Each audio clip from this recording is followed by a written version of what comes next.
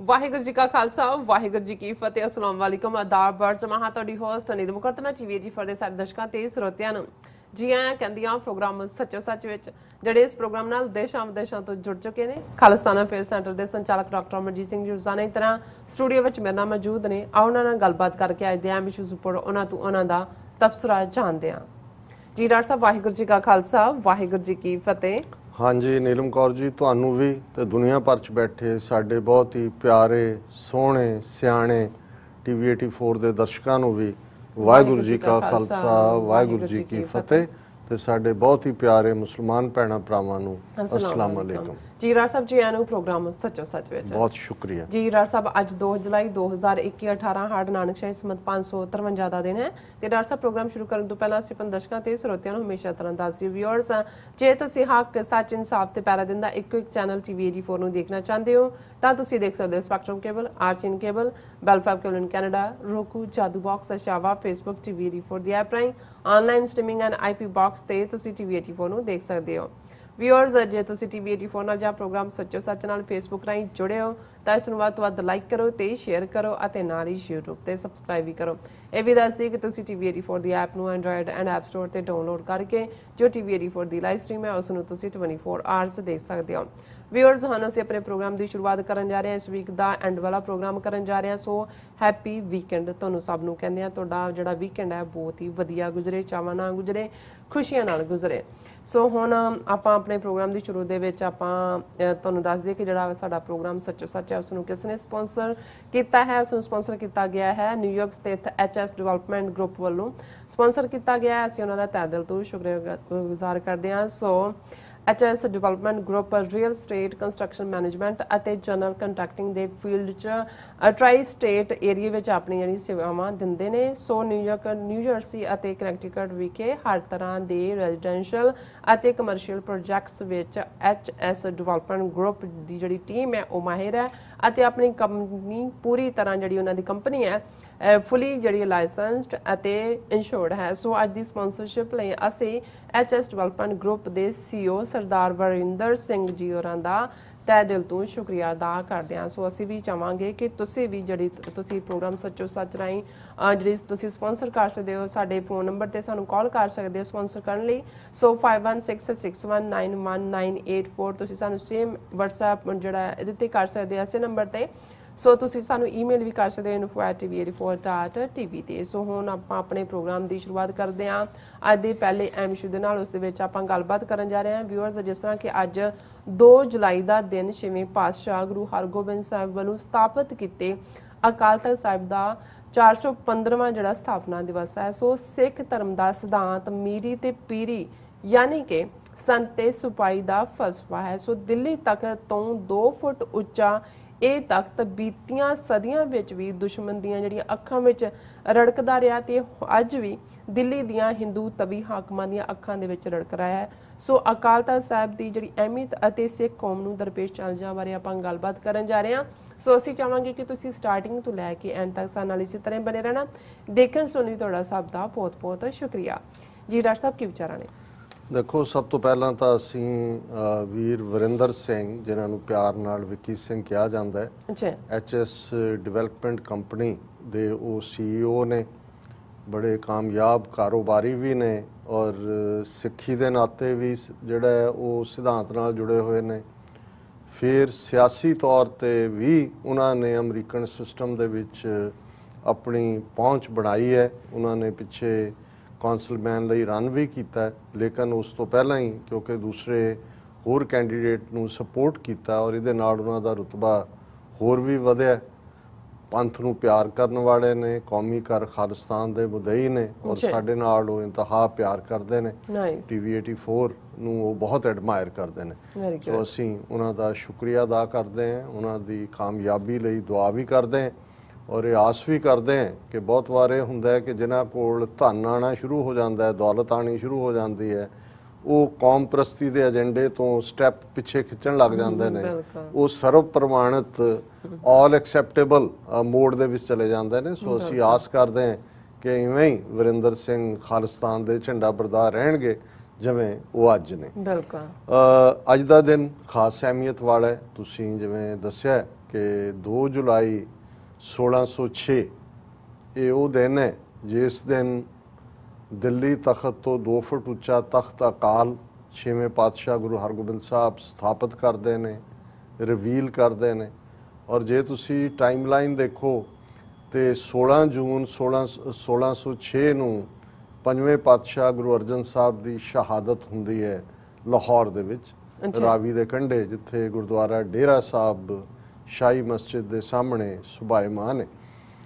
ਔਰ ਜ਼ਾਹਰ ਹੈ ਗੁਰੂ ਨਾਨਕ ਸਾਹਿਬ ਤੋਂ ਗੁਰੂ ਅਰਜਨ ਸਾਹਿਬ ਤੱਕ, ਜਾਂ ਫਿਰ ਜੇ ਗੁਰੂ ਅਰਜਨ ਸਾਹਿਬ ਤੋਂ 10ਵੇਂ ਪਾਤਸ਼ਾਹ ਗੁਰੂ ਗੋਬਿੰਦ ਸਿੰਘ ਸਾਹਿਬ ਤੱਕ ਅਸੀਂ ਦੇਖੀਏ ਤਾਂ ਸਿਧਾਂਤ ਤਾਂ ਉਹੀ ਹੈ ਜੋ ਬਾਬਾ ਗੁਰੂ ਨਾਨਕ ਸਾਹਿਬ ਨੇ ਐਸਟੈਬਲਿਸ਼ ਕੀਤਾ ਔਰ ਉਹ ਸੱਚ, ਹੱਕ, ਇਨਸਾਫ ਦੀ ਆਈਡੀਓਲੋਜੀ ਨੂੰ ਰੈਕਗਨਾਈਜ਼ ਕੀਤਾ, ਸੱਚ ਤੇ ਖਲੋਣਾ, ਰੱਬ ਨੂੰ ਅਲਟੀਮੇਟ ਸੱਚ ਦਾ ਨਾਂ ਦਿੱਤਾ ਔਰ ਜੀਵਨ ਦਾ, ਜ਼ਿੰਦਗੀ ਦਾ ਪੈਂਡਾ, ਜ਼ਿੰਦਗੀ ਦਾ ਸਫ਼ਰ ਸੱਚ ਦਾ ਪੈਂਡਾ ਦੱਸਿਆ।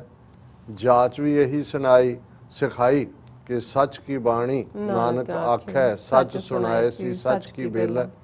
ਤੇ ਇਹ ਵੀ ਦੱਸ ਦਿੱਤਾ ਕਿ ਭਾਈ ਜੇ ਇਸ ਰਸਤੇ ਤੇ ਤੁਰਨਾ ਤੇ ਸਿਰ ਨੂੰ ਤਲੀ ਤੇ ਰੱਖਣਾ ਪੈਣਾ, ਕਿ ਇਹ ਕੁਰਬਾਨੀ ਦਾ ਰਸਤਾ ਹੈ। ਔਰ ਇਹ ਵੀ ਗੁਰੂ ਨਾਨਕ ਸਾਹਿਬ ਦਾ ਹੀ ਫਰਮਾਨ ਹੈ, ਜੋ ਤੋ ਪ੍ਰੇਮ ਖੇਲਨ ਕਾ ਚਾਓ, ਸਿਰ ਤਰ ਤਲੀ ਗਲੀ ਮੇਰੀ ਆਓ, ਇਤ ਮਾਰਗ ਪੈਰ ਧਰੀਜੈ, ਸਿਰ ਦੀਜੈ ਕਾਣ ਨਾ ਕੀਜੈ। ਕਿ ਜੇ ਤੈਨੂੰ ਪਿਆਰ ਦੀ ਖੇਡ ਖੇਡਣ ਦਾ ਸ਼ੌਕ ਹੈ ਤਾਂ ਸਿਰ ਨੂੰ ਤਲੀ ਤੇ ਰੱਖ ਲੈ ਤੇ ਮੇਰੀ ਗਲੀ ਵਿੱਚ ਆ ਜਾ। ਇਸ ਰਸਤੇ ਤੇ ਜਿਸ ਨੇ ਵੀ ਪੈਰ ਪਾਇਆ ਉਸ ਨੇ ਸਿਰ ਦੇ ਦਿੱਤਾ, ਪਿੱਠ ਨਹੀਂ ਦਿਖਾਈ। ਸੋ ਜ਼ਾਹਰ ਹੈ ਜੇ ਸੱਚ ਦੀ ਗੱਲ ਅਸੀਂ ਕਰੀਏ ਤੇ ਅਕਸਰ ਅਸੀਂ ਇਹ ਕੋਟ ਕਰਦੇ ਹਾਂ, ਨਾਨਕ ਰਾਜ ਚਲਾਇਆ ਸੱਚ ਕੋਟ ਸਤਾਣੀ ਨੀਮ ਦੇ। ਕਿ ਬਾਬਾ ਗੁਰੂ ਨਾਨਕ ਨੇ ਜਿਹੜਾ ਰਾਜ ਐਸਟੈਬਲਿਸ਼ ਕੀਤਾ ਉਸ ਦਾ ਕਿਲਾ ਸੱਚ ਦਾ, ਟਰੂਥ ਦਾ, ਔਰ ਇਹਦੀ ਨੀਂਹ ਬੜੀ ਪੁਖਤਾ ਹੈ, ਬੜੀ ਸਤਾਣੀ ਹੈ, ਬੜੀ ਮਜ਼ਬੂਤ ਹੈ। ਕਿਉਂਕਿ ਸੱਚ ਰੱਬ ਦਾ ਹੀ ਰੂਪ ਹੁੰਦਾ ਹੈ ਤੇ ਰੱਬ ਦੇ ਰਸਤੇ ਤੇ ਤੁਰਨ ਵਾਲੇ ਦੀ ਜੇ ਟੇਕ ਹੁੰਦੀ ਹੈ, ਉਸ ਦਾ ਤਕੀਆ ਹੁੰਦਾ ਹੈ, ਉਸ ਦਾ ਆਸਰਾ ਹੁੰਦਾ ਹੈ, ਤਾਂ ਰੱਬ ਹੁੰਦਾ ਹੈ। ਔਰ ਇਸ ਲਈ ਫਕੀਰ ਬੇਪਰਵਾਹ ਹੁੰਦਾ ਔਰ ਉਸ ਰੱਬ ਨੂੰ ਹੀ ਅਸੀਂ ਕਹਿੰਦੇ ਹਾਂ ਕਿ ਭਾਈ ਇਹ ਜੋ ਭੂਪਤ ਦਿਵਸ ਚਾਰ ਕੇ ਝੂਠੇ ਕਰਤ ਦਿਵਾਜਾ, ਕਉ ਹਰ ਸਮਾਨ ਨਹੀਂ ਰਾਜਾ। ਕਿ ਰੱਬ ਬਾਦਸ਼ਾਹਾਂ ਦਾ ਬਾਦਸ਼ਾਹ, ਸੋਵਰਨਸ ਦਾ ਸੋਵਰਨ ਹੈ। ਇਹੀ ਕਾਰਨ ਹੈ ਕਿ ਜਿਹੜੀ ਸੋਵਰਨਿਟੀ ਜਾਂ ਬਾਦਸ਼ਾਹਤ ਹੈ ਇਹ ਅਕਾਲ ਪੁਰਖ ਚੋਂ ਨਿਕਲਦੀ ਹੈ। ਅਮਰੀਕਨ ਡੈਕਲੇਰੇਸ਼ਨ ਆਫ ਇੰਡੀਪੈਂਡੈਂਸ 'ਚ ਵੀ ਇਹ ਗੱਲ ਜਦੋਂ ਬਰਾਬਰੀ ਦੀ ਗੱਲ ਕੀਤੀ ਗਈ, ਔਰ ਕਿਉਂਕਿ 4 ਜੁਲਾਈ ਦਾ ਦਿਨ ਵੀਕਐਂਡ ਦੇ ਉੱਤੇ ਹੈ ਤੇ ਉਹ ਡੈਕਲੇਰੇਸ਼ਨ ਆਫ ਇੰਡੀਪੈਂਡੈਂਸ ਦੀ ਗੱਲ ਅਸੀਂ ਹਰ ਸਾਲ ਕਰਦੇ ਹਾਂ ਜਦੋਂ ਵਰਕਿੰਗ ਡੇ ਹੁੰਦਾ। ਅੱਜ ਅਸੀਂ ਇਹੀ ਕਵਾਂਗੇ ਕਿ ਉਹ ਜਿਹੜਾ ਉਹਦੀ ਬਿਗਨਿੰਗ ਸੀ ਕਿ ਆਲ ਮੈਨ ਆਰ ਕ੍ਰੀਏਟਡ ਇਕੁਅਲ, ਕਿ ਜੇ ਰੱਬ ਨੇ ਹਰ ਇੱਕ ਨੂੰ ਇਨਸਾਨ ਬਣਾਇਆ, ਇਨਸਾਨ ਬਰਾਦਰੀ 'ਚ ਰੱਖਿਆ, ਤੇ ਫਿਰ ਕਿਸੇ ਇਨਸਾਨ ਨੂੰ ਹੱਕ ਨਹੀਂ ਹੈ ਕਿ ਉਹ ਦੂਸਰੇ ਦੇ ਹੱਕ ਖੋਏ। ਹੁਣ ਇਹ ਫਲਸਫਾ ਆਲਰੇਡੀ ਬੇਸ਼ੱਕ 1776 'ਚ 4 ਜੁਲਾਈ ਨੂੰ ਡੈਕਲੇਰੇਸ਼ਨ ਆਫ ਇੰਡੀਪੈਂਡੈਂਸ ਹੁੰਦੀ ਹੈ, ਲੇਕਿਨ ਗੁਰੂ ਨਾਨਕ ਸਾਹਿਬ ਦਾ ਸਿਧਾਂਤ, ਪ੍ਰਿੰਸੀਪਲ ਲਗਭਗ 553 ਸਾਲ ਪਹਿਲਾਂ ਸਥਾਪਿਤ ਹੁੰਦਾ। ਹੁਣ ਜਦੋਂ ਤੁਸੀਂ ਸੱਚ ਦੇ ਰਸਤੇ, ਪ੍ਰੇਮ ਦੀ ਖੇਡ ਤੇ ਤੁਰਨਾ ਔਰ ਖੰਨਿਓ ਤਿੱਖੀ ਵਾਲੋਂ ਨਿੱਕੀ ਏਤ ਮਾਰਗ ਜਾਣਾ, ਕਿ ਇਹ ਸੱਚ ਦਾ ਰਸਤਾ ਖੰਡੇ ਦੀ ਧਾਰ ਤੋਂ ਤਿੱਖਾ ਹੈ ਔਰ ਵਾਲ ਤੋਂ ਬਰੀਕ ਹੈ। ਬੇਸ਼ੱਕ ਗੁਰੂ ਨਾਨਕ ਸਾਹਿਬ ਤੋਂ ਬਾਅਦ ਗੁਰੂ ਅੰਗਦ ਸਾਹਿਬ, ਗੁਰੂ ਅਮਰਦਾਸ, ਗੁਰੂ ਰਾਮਦਾਸ, ਉਸ ਪੀਰੀਅਡ 'ਚ ਪਹਿਲਾ ਬਾਦਸ਼ਾਹ ਬਾਬਰ ਹੈ ਔਰ ਜ਼ਾਹਰ ਹੈ ਕਿ ਇਬਰਾਹਿਮ ਲੋਦੀ ਪਹਿਲਾਂ ਸੀ। ਬਾਬਰ 1526 'ਚ ਕਾਬਜ਼ ਹੁੰਦਾ। ਅਕਬਰ ਔਰ ਹਮਾਯੂੰ, ਉਹਨਾਂ ਦੇ ਵੀ ਸਬੰਧ ਗੁਰੂ ਘਰ ਨਾਲ ਰਹੇ ਲੇਕਿਨ ਦੋਸਤਾਨਾ ਰਹੇ। ਉਹਨਾਂ ਨੇ ਸਿੱਖ ਫਲਸਫੇ ਨੂੰ ਸਮਝਿਆ। ਜਹਾਂਗੀਰ ਦੇ ਟੇਕ ਓਵਰ ਕਰਦਿਆਂ ਹੀ ਉਸ ਦੇ ਰੂਲ ਦੇ ਪਹਿਲੇ ਸਾਲ ਦੇ ਵਿੱਚ ਇੱਕ ਪਾਸੇ ਮੁਤਸਬੀ ਲੋਕ ਜਿਨ੍ਹਾਂ ਨੇ ਇਹ ਉਸ ਮੌਕੇ ਦਾ ਫਾਇਦਾ ਚੁੱਕਿਆ।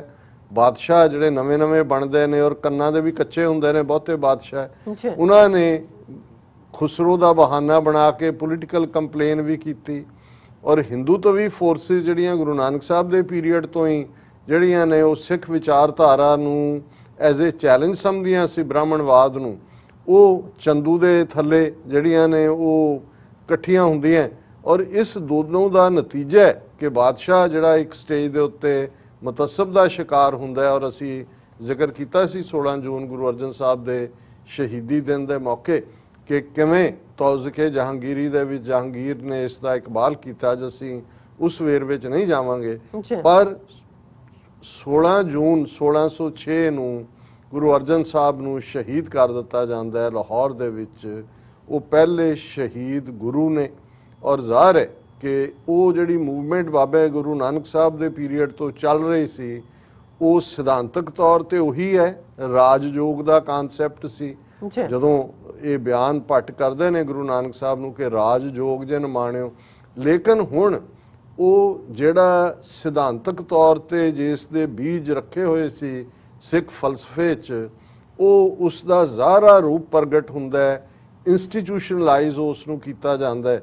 ਔਰ ਲਗਭਗ 17 ਦਿਨ ਬਾਅਦ ਗੁਰੂ ਅਰਜਨ ਸਾਹਿਬ ਦੀ ਸ਼ਹਾਦਤ ਦੇ ਗੁਰੂ ਹਰਗੋਬਿੰਦ ਸਾਹਿਬ ਹਰਮੰਦਰ ਸਾਹਿਬ ਤੋਂ, ਜਿਹੜਾ ਹਰਮੰਦਰ ਸਾਹਿਬ ਗੁਰੂ ਅਰਜਨ ਸਾਹਿਬ ਨੇ ਸਥਾਪਿਤ ਕੀਤਾ, ਜਿਸ ਦੀ ਬੁਨਿਆਦ ਸਾਈਂ ਮੀਆਂ ਮੀਰ ਤੋਂ ਗੁਰੂ ਅਰਜਨ ਸਾਹਿਬ ਨੇ ਰਖਵਾਈ, ਜਿਹੜਾ ਪੀਰੀ ਦਾ ਮੁਜੱਸਮਾ, ਸਪਿਰਿਚੁਅਲਿਟੀ ਦਾ ਐਪੀਟੋਮ ਸੀ, ਉਸ ਤੋਂ ਠੀਕ 84 ਕਦਮਾਂ ਦੀ ਵਿੱਥ ਤੇ, ਉਸ ਵੇਲੇ ਦਿੱਲੀ ਤਖਤ 10 ਫੁੱਟ ਉੱਚਾ ਸੀ ਜਿੱਤੇ ਬਾਦਸ਼ਾਹ ਬੈਠਦੇ ਸੀ, 12 ਫੁੱਟ ਉੱਚਾ ਹੁੰਦਾ ਤੇ ਥੜਾ ਹੀ ਹੈ, ਉਸ ਨੂੰ ਹੀ ਤੁਸੀਂ ਬਾਅਦ ਦੇ ਵਿੱਚ ਸ਼ਿੰਗਾਰ ਦਿੰਦੇ ਹੋ, ਤਖਤ ਕਹਿੰਦੇ ਹੋ। ਮਤਲਬ ਜਿਹੜਾ ਉਸ ਦੀ ਸਥਾਪਨਾ ਔਰ ਇੱਕ ਵੱਡੀ ਚੇਂਜ ਜਿਹਦੇ 'ਚ ਗੁਰੂ ਹਰਗੋਬਿੰਦ ਸਾਹਿਬ 2 ਤਲਵਾਰਾਂ ਧਾਰਨ ਕਰਦੇ ਨੇ, ਬਾਬਾ ਬੁੱਢਾ ਜੀ ਉਹਨਾਂ ਨੂੰ ਧਾਰਨ ਕਰਵਾਉਂਦੇ ਨੇ, ਇੱਕ ਮੀਰੀ ਦੀ ਔਰ ਇੱਕ ਪੀਰੀ ਦੀ, ਕਿ ਔਰ ਇਹ ਉਹੀ ਰਾਜਯੋਗ ਦਾ ਫਲਸਫਾ ਇੱਕ ਕੰਕਰੀਟਾਈਜ਼ ਹੁੰਦਾ ਹੈ ਕਿ ਸਿੱਖੀ ਦੇ ਵਿੱਚ ਮੀਰ ਦਾ ਮਤਲਬ ਇਹ ਹੈ ਕਿ ਜੇ ਰੱਬ ਦੀ ਇਸ ਕਾਇਨਾਤ ਨੂੰ ਕੋਈ ਦੁਖੀ ਕਰੇਗਾ, ਇਸ ਕਾਇਨਾਤ ਦੇ ਵਿੱਚ ਜੀਵਾਂ ਨੂੰ, ਤੇ ਸਿੱਖ ਉਸ ਰੱਬ ਦੇ ਉੱਤੇ ਯਕੀਨ ਕਰਨ ਵਾਲਾ ਉਹਨੂੰ ਚੈਲੰਜ ਕਰੇਗਾ। ਔਰ ਇਹੀ ਪੀਰੀ ਇਹ ਹੈ ਕਿ ਜੋ ਕੁਝ ਵੀ ਹੈ ਉਹ ਜ਼ਿੰਦਗੀ ਦਾ ਮਕਸਦ ਰੱਬ ਦੀ ਇਬਾਦਤ ਹੈ, ਔਰ ਮੀਰ ਵੀ ਇਸ ਲਈ ਬਣਨਾ ਹੈ ਤਾਂ ਕਿ ਪੀਰੀ ਮਹਿਫੂਜ਼ ਹੋਏ। ਔਰ 2 ਤਲਵਾਰਾਂ ਪਹਿਨਦੇ ਨੇ, 84 ਕਦਮਾਂ ਦੀ ਵਿੱਥ ਤੇ 12 ਫੁੱਟ ਉੱਚਾ ਥੜਾ ਕਾਇਮ ਹੁੰਦਾ ਹੈ। ਔਰ ਇਹ ਦੱਸਣ ਲਈ ਕਿ ਇਹ ਹੁਣ ਫਿਊਚਰ 'ਚ ਸਿੱਖ ਕੌਮ ਦੀ ਟੈਂਪੋਰਲ ਵਰਲਡਲੀ ਖੇਤਰ ਦੇ ਵਿੱਚ ਅਗਵਾਈ ਹੈ। ਜਦੋਂ ਕਿ ਹਰਮੰਦਰ ਸਾਹਿਬ ਬਣਾਉਣ 'ਚ ਹਰ ਇੱਕ ਨੇ ਕਾਰ ਸੇਵਾ ਦੇ ਨਾਲ ਹਿੱਸਾ ਲਿਆ, ਪਰ ਇੱਥੇ ਅਸੀਂ ਦੇਖਦੇ ਹਾਂ ਕਿ ਨਹੀਂ ਰਾਜ ਨਾ ਹਾਥ ਲਗਾਇਓ, ਬੁੱਢੇ ਤੇ ਗੁਰਦਾਸ ਬਣਾਇਓ। ਗੁਰੂ ਹਰਗੋਬਿੰਦ ਸਾਹਿਬ ਨੀ ਰੱਖਦੇ ਨੇ, ਬਾਬਾ ਬੁੱਢਾ ਉਸ ਦਾ ਗਾਰਾ ਤਿਆਰ ਕਰਦੇ ਨੇ, ਭਾਈ ਗੁਰਦਾਸ ਜੀ ਇੱਟਾਂ ਰੱਖਦੇ ਨੇ, ਇੱਟਾਂ ਫੜਾਉਂਦੇ ਨੇ। ਹੁਣ ਇਹ ਹੈ ਕਿ ਉਹ ਤਖਤ ਕਾਇਮ ਹੁੰਦਾ ਹੈ। ਔਰ ਜੇ ਤੁਸੀਂ ਇਸ ਸਾਰੇ ਨੂੰ ਦੇਖੋ ਕਿ ਸਿਧਾਂਤਕ ਤੌਰ ਤੇ 2 ਨਿਸ਼ਾਨ ਸਾਹਿਬ ਅੱਜ ਵੀ ਹਰਮੰਦਰ ਸਾਹਿਬ ਔਰ ਅਕਾਲ ਤਖਤ ਸਾਹਿਬ ਦੇ ਵਿਚਕਾਰ, ਜਿਨ੍ਹਾਂ ਨੂੰ ਮੀਰੀ ਪੀਰੀ ਦੇ ਨਿਸ਼ਾਨ ਕਿਹਾ ਜਾਂਦਾ ਹੈ, ਉਹ ਸਥਾਪਿਤ ਹੁੰਦੇ ਨੇ। ਔਰ ਪਹਿਲਾ ਹੁਕਮਨਾਮਾ, ਪਹਿਲਾ ਆਰਡਰ ਗੁਰੂ ਹਰਗੋਬਿੰਦ ਸਾਹਿਬ ਦਾ ਹੁੰਦਾ ਹੈ ਵਧੀਆ ਜਵਾਨੀ, ਵਧੀਆ ਘੋੜਾ, ਵਧੀਆ ਸ਼ਸਤਰ, ਕਿ ਜਿਹਨੇ ਮੇਰੀ ਖੁਸ਼ੀ ਲੈਣੀ ਹੈ, ਹੁਣ ਧਨ ਦੌਲਤ ਦੀ ਲੋੜ ਨਹੀਂ ਹੈ, ਆਓ ਸੱਚ ਹੱਕ ਇਨਸਾਫ ਦੇ ਲਈ, ਕੁਰਬਾਨੀ ਦੇ ਲਈ ਜਵਾਨ ਅੱਗੇ ਆਣ, ਵਧੀਆ ਘੋੜਾ ਜਿਹੜਾ ਉਹ ਭੇਟ ਕਰੋ ਔਰ ਵਧੀਆ ਸ਼ਸਤਰ। ਔਰ ਪਹਿਲਾ ਜਿਹੜਾ ਨਿਊਕਲੀਅਸ ਆਰਮੀ ਬਣਦੀ ਹੈ ਸਿੱਖਾਂ ਦੀ, 52 ਜਿਹੜੇ ਜਿਨ੍ਹਾਂ ਨੂੰ ਤੁਸੀਂ ਬਾਡੀਗਾਰਡ ਅੱਜ ਦੀ ਜ਼ਬਾਨ 'ਚ ਕਹਿ ਸਕਦੇ ਹੋ, ਰੱਖਿਅਕ ਕਹਿ ਸਕਦੇ ਹੋ, ਇਹ ਨਿਊਕਲੀਅਸ ਬਣਦਾ। ਔਰ ਇਸ ਦੇ ਨਾਲ ਇੱਕ ਉਸ ਧਰਤੀ ਦੇ ਖਿੱਤੇ ਤੇ ਜਿੱਥੇ ਕਿ ਜ਼ੁਲਮ ਦੇ ਸਾਹਮਣੇ ਸਿਰ ਨਿਵਾਉਣ ਤੋਂ ਬਿਨਾਂ ਕੋਈ ਜਿਹੜਾ ਚਾਰਾ ਨਹੀਂ ਸੀ ਰਿਆਇਆ ਦੇ ਕੋਲ, ਇੱਕ ਚੈਲੰਜ ਖੜਾ ਹੁੰਦਾ ਹੈ। ਔਰ 2 ਢਾਡੀ, ਜਦੋਂ ਕਿ ਅਸੀਂ ਹਰਮੰਦਰ ਸਾਹਿਬ 'ਚ ਦੇਖਦੇ ਹਾਂ, ਉਦੋਂ ਵੀ ਕੀਰਤਨ ਰਬਾਬੀ ਕਰਦੇ ਸੀ, ਜਿਹੜੇ ਰੱਬ ਦੀ ਸਿਫਤ ਸਲਾਹ, ਅੱਜ ਵੀ 18-20 ਘੰਟੇ ਲਗਾਤਾਰ ਕੀਰਤਨ ਹੁੰਦਾ ਹੈ। ਹੁਣ ਉਹੀ 2 ਰਬਾਬੀ, ਜਿਨ੍ਹਾਂ ਦੇ ਵਿੱਚ ਇੱਕ ਭਾਈ ਨੱਥਾ ਹੈ, ਇੱਕ ਭਾਈ ਅਬਦੁੱਲਾ ਹੈ, ਇੱਕ ਪਿੰਡ ਸੁਰ ਸਿੰਘ ਦੇ ਰਹਿਣ ਵਾਲੇ ਨੇ, ਇੱਕ ਪਿੰਡ ਸੁਲਤਾਨਵਿੰਡ ਦੇ ਰਹਿਣ ਵਾਲੇ ਨੇ, ਦੋਵੇਂ ਪਿੰਡ ਜ਼ਿਲ੍ਹਾ ਅੰਮ੍ਰਿਤਸਰ 'ਚ ਨੇ। ਉਹ ਦੋਵੇਂ ਢਾਡੀ ਨੱਥਾ ਤੇ ਅਬਦੁੱਲਾ, ਉਹ ਪਹਿਲੀ ਵਾਰ ਜਿਹੜਾ ਪੋਇਟਰੀ ਦੇ ਵਿੱਚ ਬਰੇਵਰੀ ਦਾ ਜਿਹੜਾ ਸੌਂਗ ਹੈ, ਬਰੇਵਰੀ ਦੀ ਪੋਇਟਰੀ ਹੈ, ਜਾਂ ਜਿਹਨੂੰ ਅੰਗਰੇਜ਼ੀ ਦੇ ਵਿੱਚ ਬੈਲਡ ਕਹਿੰਦੇ ਨੇ, ਉਹ ਉਹਨਾਂ ਨੇ ਪਹਿਲੀ ਜਿਹੜੀ ਹੈ ਵਾਰ ਪੜ੍ਹੀ। ਔਰ ਗੁਰੂ ਹਰਗੋਬਿੰਦ ਸਾਹਿਬ ਤਖਤ ਤੇ ਸੁਭਾਇਮਾਨ ਨੇ। ਔਰ ਸੋਹਣਾ ਗੁਰੂ ਹਰਗੋਬਿੰਦ ਸਾਹਿਬ ਦੀ ਸ਼ਖਸੀਅਤ ਬਾਰੇ ਅਸੀਂ ਜਦੋਂ ਪਿਛਲੇ ਆਪਣੇ ਇਤਿਹਾਸਕ ਦੇਖਦੇ ਹਾਂ ਕਿ ਬੜਾ ਲੰਬਾ ਉਹਨਾਂ ਦਾ ਕੱਦ ਸੀ, 6.5 ਫੁੱਟ ਦੇ ਨੇੜੇ ਜੇ ਅੱਜ ਦੇ ਕੰਟੈਕਟ 'ਚ ਕਹਿਣਾ ਹੋਏ, ਔਰ ਭਰਵਾਂ ਸਰੀਰ, ਔਰ 2 ਤਲਵਾਰਾਂ ਉਹਨਾਂ ਨੇ ਪਹਿਨੀਆਂ, ਦਸਤਾਰ ਸਜਾਈ, ਸਿਰ ਦੇ ਉੱਤੇ ਕਲਗੀ ਲਾਈ, ਔਰ ਸਾਹਮਣੇ ਦੀਵਾਨ ਸਜਿਆ, ਢਾਡੀ ਵਾਰ ਸ਼ੁਰੂ ਕਰਦੇ ਨੇ। ਤੇ ਉਹਨਾਂ ਨੇ ਪਹਿਲੀ ਵਾਰ ਇਹ ਲਾਈ कि उस दो तलवारी बधियां, एक मीरी दी, एक पीरी दी, एक अजमत दी, एक राज दी, एक राखी करे वजीर दी, पग तेरी की जहांगीर दी। हुण एक वो नैरेटिव शुरू हुंदा है कि जे दुनिया दे राजे हक सच इंसाफ नहीं देणगे ते फिर ये जिस नूं अकाल बूंगा कहा गया, अज अकाल तख्त कहा जाता है, तख्त थ्रोन नूं कहंदे ने। अकाल इमोर्टल, दुनिया दे राजे उन्हां दी एक उम्र है, बड़ियां बड़ियां बादशाहियां, वड्डे वड्डे एम्पायर, कई सदियां भी रहे, अल्टीमेटली वो जिहड़े ने गायब हो जाते हैं धरती तो, फना हो जाते हैं। पर यह गुरु साहब ने वो तख्त अकाल जिहड़ा इमोर्टल है, अकाल दा, क्योंकि रब दे लई एक लफज सिख अकाल वरतदे ने कि क्योंकि रब मौत दे विच नहीं आंदा वो। और ये जिथे हिंदुआं दा अवतारवाद सी, रब दे अवतार राम कृष्ण, ये उन्होंने भी ये जिहड़ा उसनूं डिनाई करना सी कि ये रब दे बनाए भले लोग तां हो सकदे ने पर रब नहीं ने। रब जिहड़ा ना जमदा ना मरदा ते ये जिहड़ा सच हक इंसाफ रब्बी कीमतां ने ये कदे मरदियां नहीं ने। दुनियावी राजे जालिम हो सकदे ने, जुल्म करन वाले, लोकां दे हक खोण वाले, और तुसी जे उहदा अकाल तख्त 84 कदमां दी विथ ते जो तुसी हरमंदर साहब दे अंदर बैठते हो तुसी अकाल तख्त नहीं देख सकते। अकाल तख्त ते जदों तुसी बैठते हो जां उहनूं फेस करदे हो तुसी हरमंदर साहब वल तुहाडी नज़र है। मतलब यह है कि इस अकाल दे तख्त तो जिहड़े फैसले ने वो रूहानीयत दे उस जिहड़ी प्रेरणा सदका ही लै जाणगे कि ये जिहड़ी सिख दी तलवार है ये इलाके फतेह करने वाली नहीं है, जुल्म करने वाले नहीं है, किसी दे हक खोण वाली नहीं है। ये रूहानीयत दे उत्ते सिद्धत है कि जिहड़ा रब दी रिआया नूं तंग करेगा, जुल्म करेगा, उस दे खिलाफ सिख कौम खलोएगी। ये बेसिक एसेंस है। और जे असीं अज क्योंकि 415 साल उस वाक़या नूं हो गए ने, दरबार साहब दे विच भी इस पक्षों और अकाल तख्त साहब ते भी समागम होया, एक किताब भी रिलीज़ की गई, अकाल तख्त की अहमियत की गल हुई। और ये हफ्ता पूरा उत्थे ढाडी दरबार चलते हैं, अकाल तख्त के उत्ते ढाडी वारां गाईयां जांदियां, 415 साल पहलां दे दिन नूं याद किया जाता है। पर जिवें असीं कहा कि सच हक इंसाफ का जदों असीं सफ़र देखते हैं तो ये 415 सालां दा अकाल तख्त का इतिहास ग्लोरीअस है। दुनियादारी वाले उन्होंने टर्बूलेंट कहेंगे। टर्बूलेंट इसलिए कि एक पासे जिथे दिल्ली तख्त के थले जीण वाले जिन्हां दे कोल अज पावर आई है दिल्ली च हिंदू तवी, इन्हां ने तो श्लोक कढ़िया होया सी दिल्लीश्वरो ईश्वरो, बिल्कुल कि दिल्ली का बादशाह ही रब है। पर इत्थे वो तख्त कायम हुंदा है जिहदे च जे पहली जंग जिहड़ी 6वें पातशाह की शाहजहां दीआं फौजां नाल हुंदी है वो जहांगीर तो एकदम बाद जिहड़ा, क्योंकि जहांगीर ने बेशक ग्वालियर के किले च कैद किया, वो हालात कुड़ितन वाले रहे, फिर उन्होंने समझ आ गई। और बाकी का पीरीयड गुरु अर्जन साहब की शहादत तो बाद जहांगीर ने हर वो शर्त मन्नी जिहदे तहत फिर गुरु हरगोबिंद साहब 52 होर राजियां नूं छुड़वा के भी ग्वालियर के किले चो आए। शाहजहां तक पहुँचते हैं असी देखते हैं कि वो फिर शुरू हो जाती है एनमिटी वाली लाइन, और शाहजहां दियां फौजां दा जिहड़ा वो शिकार ते चढ़िया होया। माझा बड़ा संघना जंगल सी, गुरु हरगोबिंद साहब भी ने, और उन्हां दा एक बाज उड़ के शाही बाज जिहड़ा वो इधर आके खालसे दे दलां दे विच आ जांदा है और वो धौंस दे नाल मंगदे ने। और गुरु साहब पुछदे ने कि सिखां नूं भी की जवाब, उन्हां कहा जी ताज बाज सब हूँ हम लीनो, कि तुसीं बाज मंगदे हो वापस धौंस नाल, धौंस मनण वाली कौम नहीं है, असी तुहाडा ताज भी लैणा। और इहदे कोई शक नहीं है कि ये 415 वरे 4 पावरफुल पातशाहियां दे नाल सिख कौम की टक्कर जिहदा मरकज़ अकाल तख्त। और इसलिए दुश्मन नूं भी लगदा सी कि साडी ताकत हरमंदर साहब और अकाल तख्त चों निकलदी है। जदों उन्हां ने सानू सब तो वध सज़ा देण दा फैसला किया जां साडा बिल्कुल lock stock and barrel destroy करन दी नीति अपनाई, तो उन्होंने अकाल तख्त दरबार साहब डिस्ट्रॉय किया। उस सरोवर नूं जिहड़ा वो भर दिता मिट्टी दे नाल, मरे जानवरां दे नाल। और जो असी जून 84 च देखिया टैंकां तोपां नाल उन्होंने अकाल तख्त नूं खंडरात बनाया। ਪਰ ਜਿਵੇਂ ਇੱਕ ਉਸ ਗ੍ਰੀਕ ਕਹਾਣੀ ਦਾ ਤੱਤਸਾਰ ਹੈ, ਇੱਕ ਫੀਨਿਕਸ ਬਰਡ ਹੁੰਦਾ ਹੈ, ਪੰਛੀ ਹੈ, ਜਿਹਦੇ ਬਾਰੇ ਕਿਹਾ ਜਾਂਦਾ ਹੈ ਕਿ ਜਦੋਂ ਉਹਦਾ ਐਂਡ ਆਉਂਦਾ ਤੇ ਉਹ ਆਪਣੇ ਆਪ ਨੂੰ ਅੱਗ ਲਾ ਲੈਂਦਾ, ਬਿਲਕੁਲ ਸਵਾਹ ਬਣ ਜਾਂਦੀ ਹੈ, ਪਰ ਉਹਦੇ ਚੋਂ ਇੱਕ ਅੰਡਾ ਨਿਕਲਦਾ ਔਰ ਉਸ ਚੋਂ ਫਿਰ ਇੱਕ ਪੰਛੀ ਨਿਕਲ ਕੇ ਜਿਹੜਾ ਉਹ ਵਾਪਸ ਅਸਮਾਨ ਦੇ ਵਿੱਚ ਉੱਡਣ ਲੱਗ ਜਾਂਦਾ, ਉਹ ਫੀਨਿਕਸ ਹੁੰਦਾ।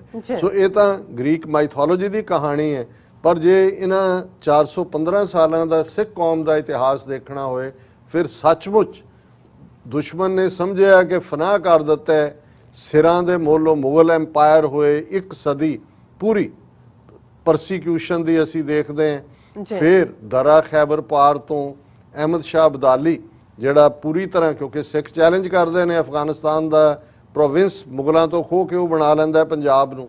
ਸਿੱਖ ਪੰਜਾਬ ਦੇ ਹੱਕਾਂ ਲਈ ਖਲੋਣ ਵਾਲੇ ਜਿਹੜੇ ਮਤਾ ਕਰਦੇ ਨੇ ਕਿ ਪੰਜਾਬ ਦੌਲਤ ਯਾਹੀ ਤੇ ਸਿੱਖ ਖਾਹੇ, ਦੱਖਣੀ ਪੱਛਮੀ ਕਿਮ ਲੈ ਜਾਏ, ਕਿ ਇਹ ਪੰਜਾਬ ਦੇ ਲੋਕਾਂ ਦੀ ਦੌਲਤ ਹੈ। ਦੱਖਣ ਤੋਂ ਆਉਣ ਵਾਲੇ ਮਰਾਠੇ ਤੇ ਪੱਛਮ ਵੈਸਟ ਨੂੰ ਕਹਿੰਦੇ ਨੇ ਕਿ ਉੱਥੋਂ ਆਉਣ ਵਾਲੇ ਹਮਲਾਵਰ ਇਹਨੂੰ ਕਿਵੇਂ ਲੈ ਜਾਣ।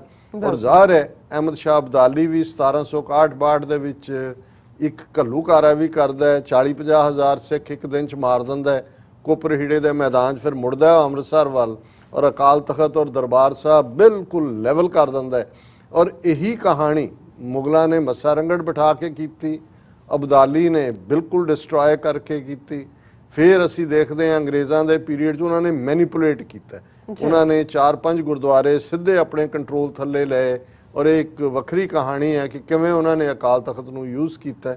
ਔਰ ਹਿੰਦੂਤਵੀ ਰਾਜ ਤੱਕ ਪਹੁੰਚਦੇ ਆ, ਇੰਦਰਾ ਗਾਂਧੀ ਨੇ ਕਿਵੇਂ ਉਸੇ ਹੀ ਅਕਾਲ ਤਖਤ ਨੂੰ, ਜਿੱਥੋਂ ਮੋਰਚਿਆਂ ਦੇ ਲਈ ਅਰਦਾਸ ਹੁੰਦੀ ਸੀ, ਜਿੱਥੋਂ ਡਿਫਾਇੰਸ ਨਿਕਲਦੀ ਸੀ, 18ਵੀਂ ਸਦੀ ਇਹੀ ਅਕਾਲ ਤਖਤ ਸਾਡੇ ਸਰਬੱਤ ਖਾਲਸਾ ਦਾ ਮਰਕਜ਼ ਸੀ, ਜਿਸ ਦੇ ਵਿੱਚ ਸਰਬੱਤ ਖਾਲਸਾ ਕਲੈਕਟਿਵਲੀ ਇਕੱਠਾ ਹੁੰਦਾ ਸੀ ਔਰ ਗੁਰਮਤਾ ਕੀਤਾ ਜਾਂਦਾ ਸੀ। ਇਸੇ ਸਰਬੱਤ ਖਾਲਸਾ ਨੇ 12 ਮਿਸਲਾਂ ਦਾ ਸਿੱਖ ਰਾਜ ਐਸਟੈਬਲਿਸ਼ ਕੀਤਾ। ਇਹਨਾਂ ਹੀ ਸਰਬੱਤ ਖਾਲਸਾ ਦੀ ਬਦੌਲਤ ਅਲਟੀਮੇਟਲੀ ਲਾਹੌਰ ਦੇ ਵਿੱਚ ਮਹਾਰਾਜਾ ਰਣਜੀਤ ਸਿੰਘ ਦਾ ਰਾਜ ਸਥਾਪਿਤ ਹੁੰਦਾ ਹੈ। ਇਹ ਵੱਖਰੀ ਗੱਲ ਹੈ ਕਿ ਮਹਾਰਾਜਾ ਰਣਜੀਤ ਸਿੰਘ ਫਿਰ ਮਹਾਰਾਜਗੀ 'ਚ ਪੈ ਕੇ ਪੈਲੇਸ ਇੰਟਰੀਗ ਦਾ ਜਿਹੜਾ ਉਹ ਸ਼ਿਕਾਰ ਹੁੰਦੇ ਨੇ, ਅਕਾਲ ਤਖਤ ਨੂੰ ਕਮਜ਼ੋਰ ਕੀਤਾ ਜਾਂਦਾ। ਉਹਨਾਂ ਦੇ ਪੀਰੀਅਡ 'ਚ ਕੋਈ ਸਰਬੱਤ ਖਾਲਸੇ ਨੂੰ ਅਹਿਮੀਅਤ ਨਹੀਂ ਦਿੱਤੀ ਜਾਂਦੀ ਤੇ ਉਹਦਾ ਨਤੀਜਾ ਅਸੀਂ ਦੇਖਦੇ ਹਾਂ ਕਿ ਜਿਹੜਾ 100 ਸਾਲ ਦੀ ਮਿਹਨਤ ਦੇ ਨਾਲ ਖੜਾ ਕੀਤਾ ਗਿਆ ਰਾਜ ਸੀ, ਉਹ ਫਿਰ ਮਹਾਰਾਜਾ ਰਣਜੀਤ ਸਿੰਘ 1839 'ਚ ਚੜ੍ਹਾਈ ਕਰਦੇ ਨੇ। 1849 'ਚ ਜਿਹੜਾ ਪੰਜਾਬ ਹੈ ਔਰ ਸਿੱਖ ਰਾਜ ਹੈ ਉਹ ਅੰਗਰੇਜ਼ਾਂ ਦੇ ਪੇਟੇ ਪੈਂਦਾ। ਸੋ ਅੱਜ ਜਦੋਂ ਅਸੀਂ ਇਹ ਗੱਲਬਾਤ ਕਰ ਰਹੇ ਹਾਂ, ਇਹ ਗੱਲ ਹੋਰ ਵੀ ਅਹਿਮੀਅਤ ਵਾਲੀ ਹੈ ਕਿ ਜੇ ਇੰਦਰਾ ਗਾਂਧੀ ਨੇ ਸਮਝਿਆ ਸੀ ਕਿ ਅਕਾਲ ਤਖਤ ਇੱਕ ਬਿਲਡਿੰਗ ਦਾ ਨਾਂ ਨਹੀਂ ਹੈ। ਆਫ ਕੋਰਸ ਅੱਜ ਜਿਹੜਾ ਕਦੇ ਸਿਰਫ 12 ਫੁੱਟ ਉੱਚਾ ਜਿਹੜਾ ਉਹ ਥੜਾ ਸੀ, ਤਖਤ ਸੀ, ਅੱਜ ਉਸ ਦੀਆਂ 5 ਮੰਜ਼ਲਾਂ ਨੇ। ਔਰ ਜੂਨ 84 'ਚ ਉਹਨਾਂ ਨੇ ਬਿਲਕੁਲ ਖੰਡਰਾਤ ਬਣਾਇਆ, ਕੌਮ ਨੇ ਢਾਹ ਕੇ ਉਹਨੂੰ ਫੇਰ ਉਵੇਂ ਹੀ ਜਿਹੜਾ ਉਸ ਦੀ ਗਲੋਰੀ, ਉਸ ਦੇ ਔਰ ਦਰਸ਼ਕ ਦੇਖ ਸਕਦੇ ਨੇ ਅੱਡ ਅਕਾਲ ਤਖਤ ਸਾਹਿਬ ਦੇ ਇਮੇਜਸ, ਕਿ ਉਹ ਅੱਜ ਵੀ ਕਾਇਮ ਹੈ। ਪਰ ਇੱਕ ਗੱਲ ਦਾ ਧਿਆਨ ਰਹੇ, ਅਕਾਲ ਤਖਤ ਸਪਿਰਿਟ ਹੈ ਮੀਰੀ ਪੀਰੀ ਦੀ, ਅਕਾਲ ਤਖਤ ਸਪਿਰਿਟ ਹੈ ਡਿਫਾਇੰਸ ਦੀ, ਅਕਾਲ ਤਖਤ ਸਪਿਰਿਟ ਹੈ ਕਿ ਅਸੀਂ ਜ਼ੁਲਮ ਦੇ ਸਾਹਮਣੇ ਸਿਰ ਨਹੀਂ ਝੁਕਾਉਣਾ। ਔਰ ਜੂਨ 84 ਜਿਸ ਇੰਦਰਾ ਗਾਂਧੀ ਜਨਰਲ ਵੈਦਿਆ ਨੇ ਕੀਤੀ, ਉਹਨੇ ਫਿਰ ਦੇਖਿਆ ਕਿ ਖਾਲਸੇ ਦੇ ਰੋਹ ਨੇ ਇੰਦਰਾ ਗਾਂਧੀ ਵੀ ਸਮੇਟੀ, ਜਨਰਲ ਵੈਦਿਆ ਵੀ ਸਮੇਟਿਆ। ਔਰ 37 ਸਾਲ ਲਗਭਗ ਬੀਤਣ ਤੋਂ ਬਾਅਦ ਵੀ ਅੱਜ ਵੀ ਇਹ ਜੰਗ ਬਰਾਬਰ ਜਾਰੀ ਹੈ। ਅੱਜ ਵੀ ਸਾਡੀ ਜਿਹੜੀ ਮੋਟੀਵੇਸ਼ਨ ਹੈ, ਇੰਸਪੀਰੇਸ਼ਨ ਹੈ, ਉਹੀ ਕਦੇ ਰਾਜਯੋਗ, ਮੀਰੀ ਪੀਰੀ, ਸੰਤ ਸਿਪਾਹੀ ਦਾ ਕਨਸੈਪਟ ਕਿ ਸਿੱਖ ਨੇ ਜ਼ੁਲਮ ਅੱਗੇ ਨਹੀਂ ਝੁਕਣਾ। ਔਰ ਜਿਹੜਾ ਸਿੱਖ ਦਾ ਸੰਕਲਪ ਹੈ, ਅਕਾਲ ਤਖਤ ਦਾ ਸੰਕਲਪ ਸਿਰਫ ਦੁਨਿਆਵੀ ਤੌਰ ਦੇ ਉੱਤੇ ਇੱਕ ਰਾਜਸੀ ਖਿੱਤਾ ਕ੍ਰੀਏਟ ਕਰਨਾ ਹੀ ਨਹੀਂ ਹੈ। ਅਕਾਲ ਤਖਤ ਦਾ ਸੰਕਲਪ ਜਿਹੜਾ ਸਾਡੀ 2 ਵੇਲੇ ਦੀ ਅਰਦਾਸ ਦਾ ਹਿੱਸਾ ਹੈ, ਨਾਨਕ ਨਾਮ ਚੜ੍ਹਦੀ ਕਲਾ ਤੇਰੇ ਭਾਣੇ ਸਰਬੱਤ ਦਾ ਭਲਾ। ਇਸ ਲਈ ਕੋਈ ਵੀ ਅਕਾਲ ਤਖਤ ਤੇ ਆ ਕੇ ਫਰਿਆਦੀ ਹੋਏ, ਅਸੀਂ 18ਵੀਂ ਸਦੀ ਦੇ ਇਤਿਹਾਸ 'ਚ ਦੇਖਦੇ ਹਾਂ, ਹੁਣ ਦੇ ਦੌਰ 'ਚ ਵੀ ਦੇਖਦੇ ਹਾਂ ਕਿ ਅਕਾਲ ਤਖਤ ਤੇ ਜਿਹੜਾ ਆਂਦਾ ਉਹ ਇਨਸਾਨੀਅਤ ਦਾ ਤਖਤ ਹੈ।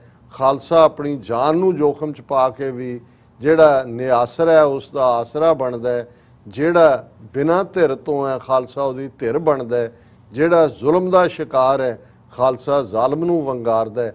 ਔਰ ਅੱਜ ਵੀ ਅਕਾਲ ਤਖਤ ਦੇ ਉਹ 2 ਝੂਲਦੇ ਨਿਸ਼ਾਨ ਮੀਰੀ ਪੀਰੀ ਦੇ ਔਰ ਅਕਾਲ ਤਖਤ ਦੀ ਗਲੋਰੀ ਪੰਥ ਨੂੰ ਯਾਦ ਕਰਵਾ ਰਹੀ ਹੈ ਕਿ ਇਹ ਜ਼ੁਲਮ ਦਾ ਸੈਂਟਰ ਹਿੰਦੂ ਤਵੀ ਤਖਤ ਉਸੇ ਹੀ ਰਸਤੇ ਤੇ ਤੁਰਿਆ ਹੋਇਆ ਹੈ ਜਿਹਦੇ 'ਚ ਕਿ 18ਵੀਂ ਸਦੀ ਦੇ ਤਖਤ ਵਾਲੇ ਤੁਰੇ ਔਰ ਜਿਵੇਂ ਖਾਲਸੇ ਨੇ ਉਹਨਾਂ ਨੂੰ ਖਵਾਰੀ ਦਿੱਤੀ, ਖਵਾਰ ਹੋਏ ਸਭ ਮਿਲेंगे, ਬਚੇ ਸ਼ਰਨ ਜੋ ਹੋਏ, ਔਰ ਅਲਟੀਮੇਟਲੀ ਰਾਜ ਕਰੇਗਾ ਖਾਲਸਾ ਦਾ ਸੰਕਲਪ ਪ੍ਰਿਵੇਲ ਹੋਇਆ।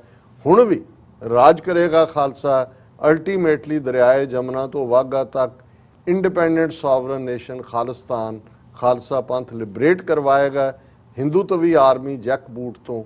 ਇਸ ਬਾਰੇ ਕੋਈ ਸ਼ੱਕ ਸ਼ੁਬਾ ਨਹੀਂ ਹੋਣਾ ਚਾਹੀਦਾ। ਜੀ ਰਾਜ ਸਾਹਿਬ, ਤੁਹਾਡਾ ਬਹੁਤ ਬਹੁਤ ਸ਼ੁਕਰੀਆ। ਤੁਸੀਂ ਆਪਣੇ ਵਿਚਾਰ ਸਾਡੇ ਦਰਸ਼ਕਾਂ ਨਾਲ ਸਾਂਝੇ ਕੀਤੇ ਨੇ। ਸੱਤ ਲੈਣੇ ਬ੍ਰੇਕ ਤੋਂ ਪਹਿਲਾਂ ਅਸੀਂ ਆਪਣੇ ਦਰਸ਼ਕਾਂ ਤੇ ਸਰੋਤਿਆਂ ਨੂੰ ਅਪੀਲ ਤੇ ਬੇਨਤੀ ਕਰਦੇ ਵਿਊਅਰਸ, ਜਿਸ ਤਰ੍ਹਾਂ ਕਿ ਤੁਸੀਂ ਜਾਣਦੇ ਹੋ ਕਿ ਟੀਵੀ 84 ਇੱਕ ਪੰਥਕ ਚੈਨਲ ਹੈ। ਟੀਵੀ 84 ਦੀ ਚੜ੍ਹਦੀ ਕਲਾ ਲਈ ਵੱਧ ਤੋਂ ਵੱਧ ਡੋਨੇਟ ਕਰੋ। ਡੋਨੇਟ ਕਰਨ ਲਈ ਸਾਡੀ ਵੈਬਸਾਈਟ tv84.tv ਤੇ ਜਾ ਕੇ ਪੇਪਲ ਦੀ ਵਰਤੋਂ ਕਰਕੇ ਵਨ ਟਾਈਮ ਡੋਨੇਟ ਕਰ ਸਕਦੇ ਹੋ, ਮੰਥਲੀ ਡੋਨੇਟ ਵੀ ਕਰ ਸਕਦੇ ਹੋ। ਤੁਸੀਂ ਟੀਵੀ 84 ਦੇ ਨਾਮ ਤੇ ਚੈੱਕ ਬਣਾ ਕੇ ਸਾਨੂੰ ਮੇਲ ਵੀ ਕਰ ਸਕਦੇ ਹੋ ਸਾਡੇ ਇਸ ਪਤੇ ਤੇ 36-01 37th Avenue, ਲੌਂਗ ਆਈਲੈਂਡ ਸਿਟੀ, ਨਿਊਯਾਰਕ 11101 USA, ਜਾਂ ਫਿਰ ਤੁਸੀਂ ਸਾਨੂੰ ਫੋਨ ਰਾਹੀਂ ਵੀ ਸੰਪਰਕ ਕਰ ਸਕਦੇ ਹੋ ਸਾਡੇ ਫੋਨ ਨੰਬਰ ਤੇ 5166191984। ਤੁਸੀਂ ਸਾਨੂੰ ਈਮੇਲ ਵੀ ਕਰ ਸਕਦੇ ਹੋ info@tv84.tv ਤੇ। ਅਸੀਂ ਤੁਹਾਡੇ ਤਹਿ ਦਿਲ ਤੋਂ ਸ਼ੁਕਰੀਆਗੁਜ਼ਾਰ ਹੋਵਾਂਗੇ। ਸੋ ਇੱਥੇ ਲੈਣੇ ਆ ਬ੍ਰੇਕ ਵਿਊਅਰਸ, ਤੁਸੀਂ ਸਾਨੂੰ ਇਸੇ ਤਰ੍ਹਾਂ ਹੀ ਬਣੇ ਰਹਿਣਾ। ਮਿਲਦੇ ਹਾਂ ਛੋਟੇ ਜਿਹੇ ਵਕਫੇ ਤੋਂ ਬਾਅਦ।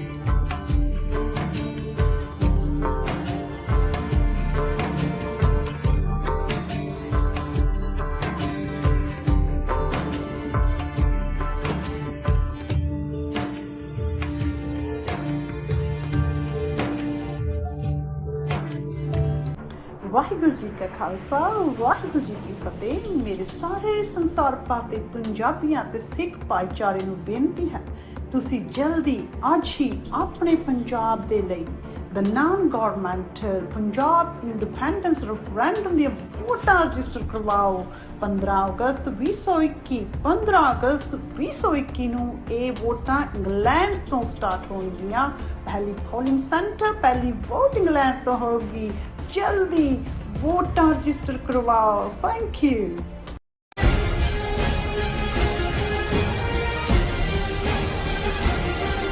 Viewers, welcome back on programme. So viewers, ਹੁਣ ਆਪਾਂ ਆਪਣੇ ਪ੍ਰੋਗਰਾਮ ਨੂੰ ਹੋਰ ਅੱਗੇ ਵਧਾਉਂਦੇ ਹਾਂ ਅੱਜ ਦੇ ਦੂਸਰੇ ਅਹਿਮ ਇਸ਼ੂ ਦੇ ਨਾਲ। ਉਸ ਦੇ ਵਿੱਚ ਆਪਾਂ ਗੱਲਬਾਤ ਕਰਨ ਜਾ ਰਹੇ ਹਾਂ ਕਿ 2001 ਵਿੱਚ ਅਮਰੀਕਾ ਵੱਲੋਂ ਅਫਗਾਨਿਸਤਾਨ ਤੇ ਹਮਲਾ ਅਤੇ ਫਿਰ 2003 ਵਿੱਚ ਅਮਰੀਕਾ ਵੱਲੋਂ ਈਰਾਨ ਦੇ ਖਿਲਾਫ ਜੰਗ, ਇਹ ਅਮਰੀਕਾ ਲਈ ਬਹੁਤ ਮਾਰੂ ਸਾਬਤ ਹੋਏ ਹਨ।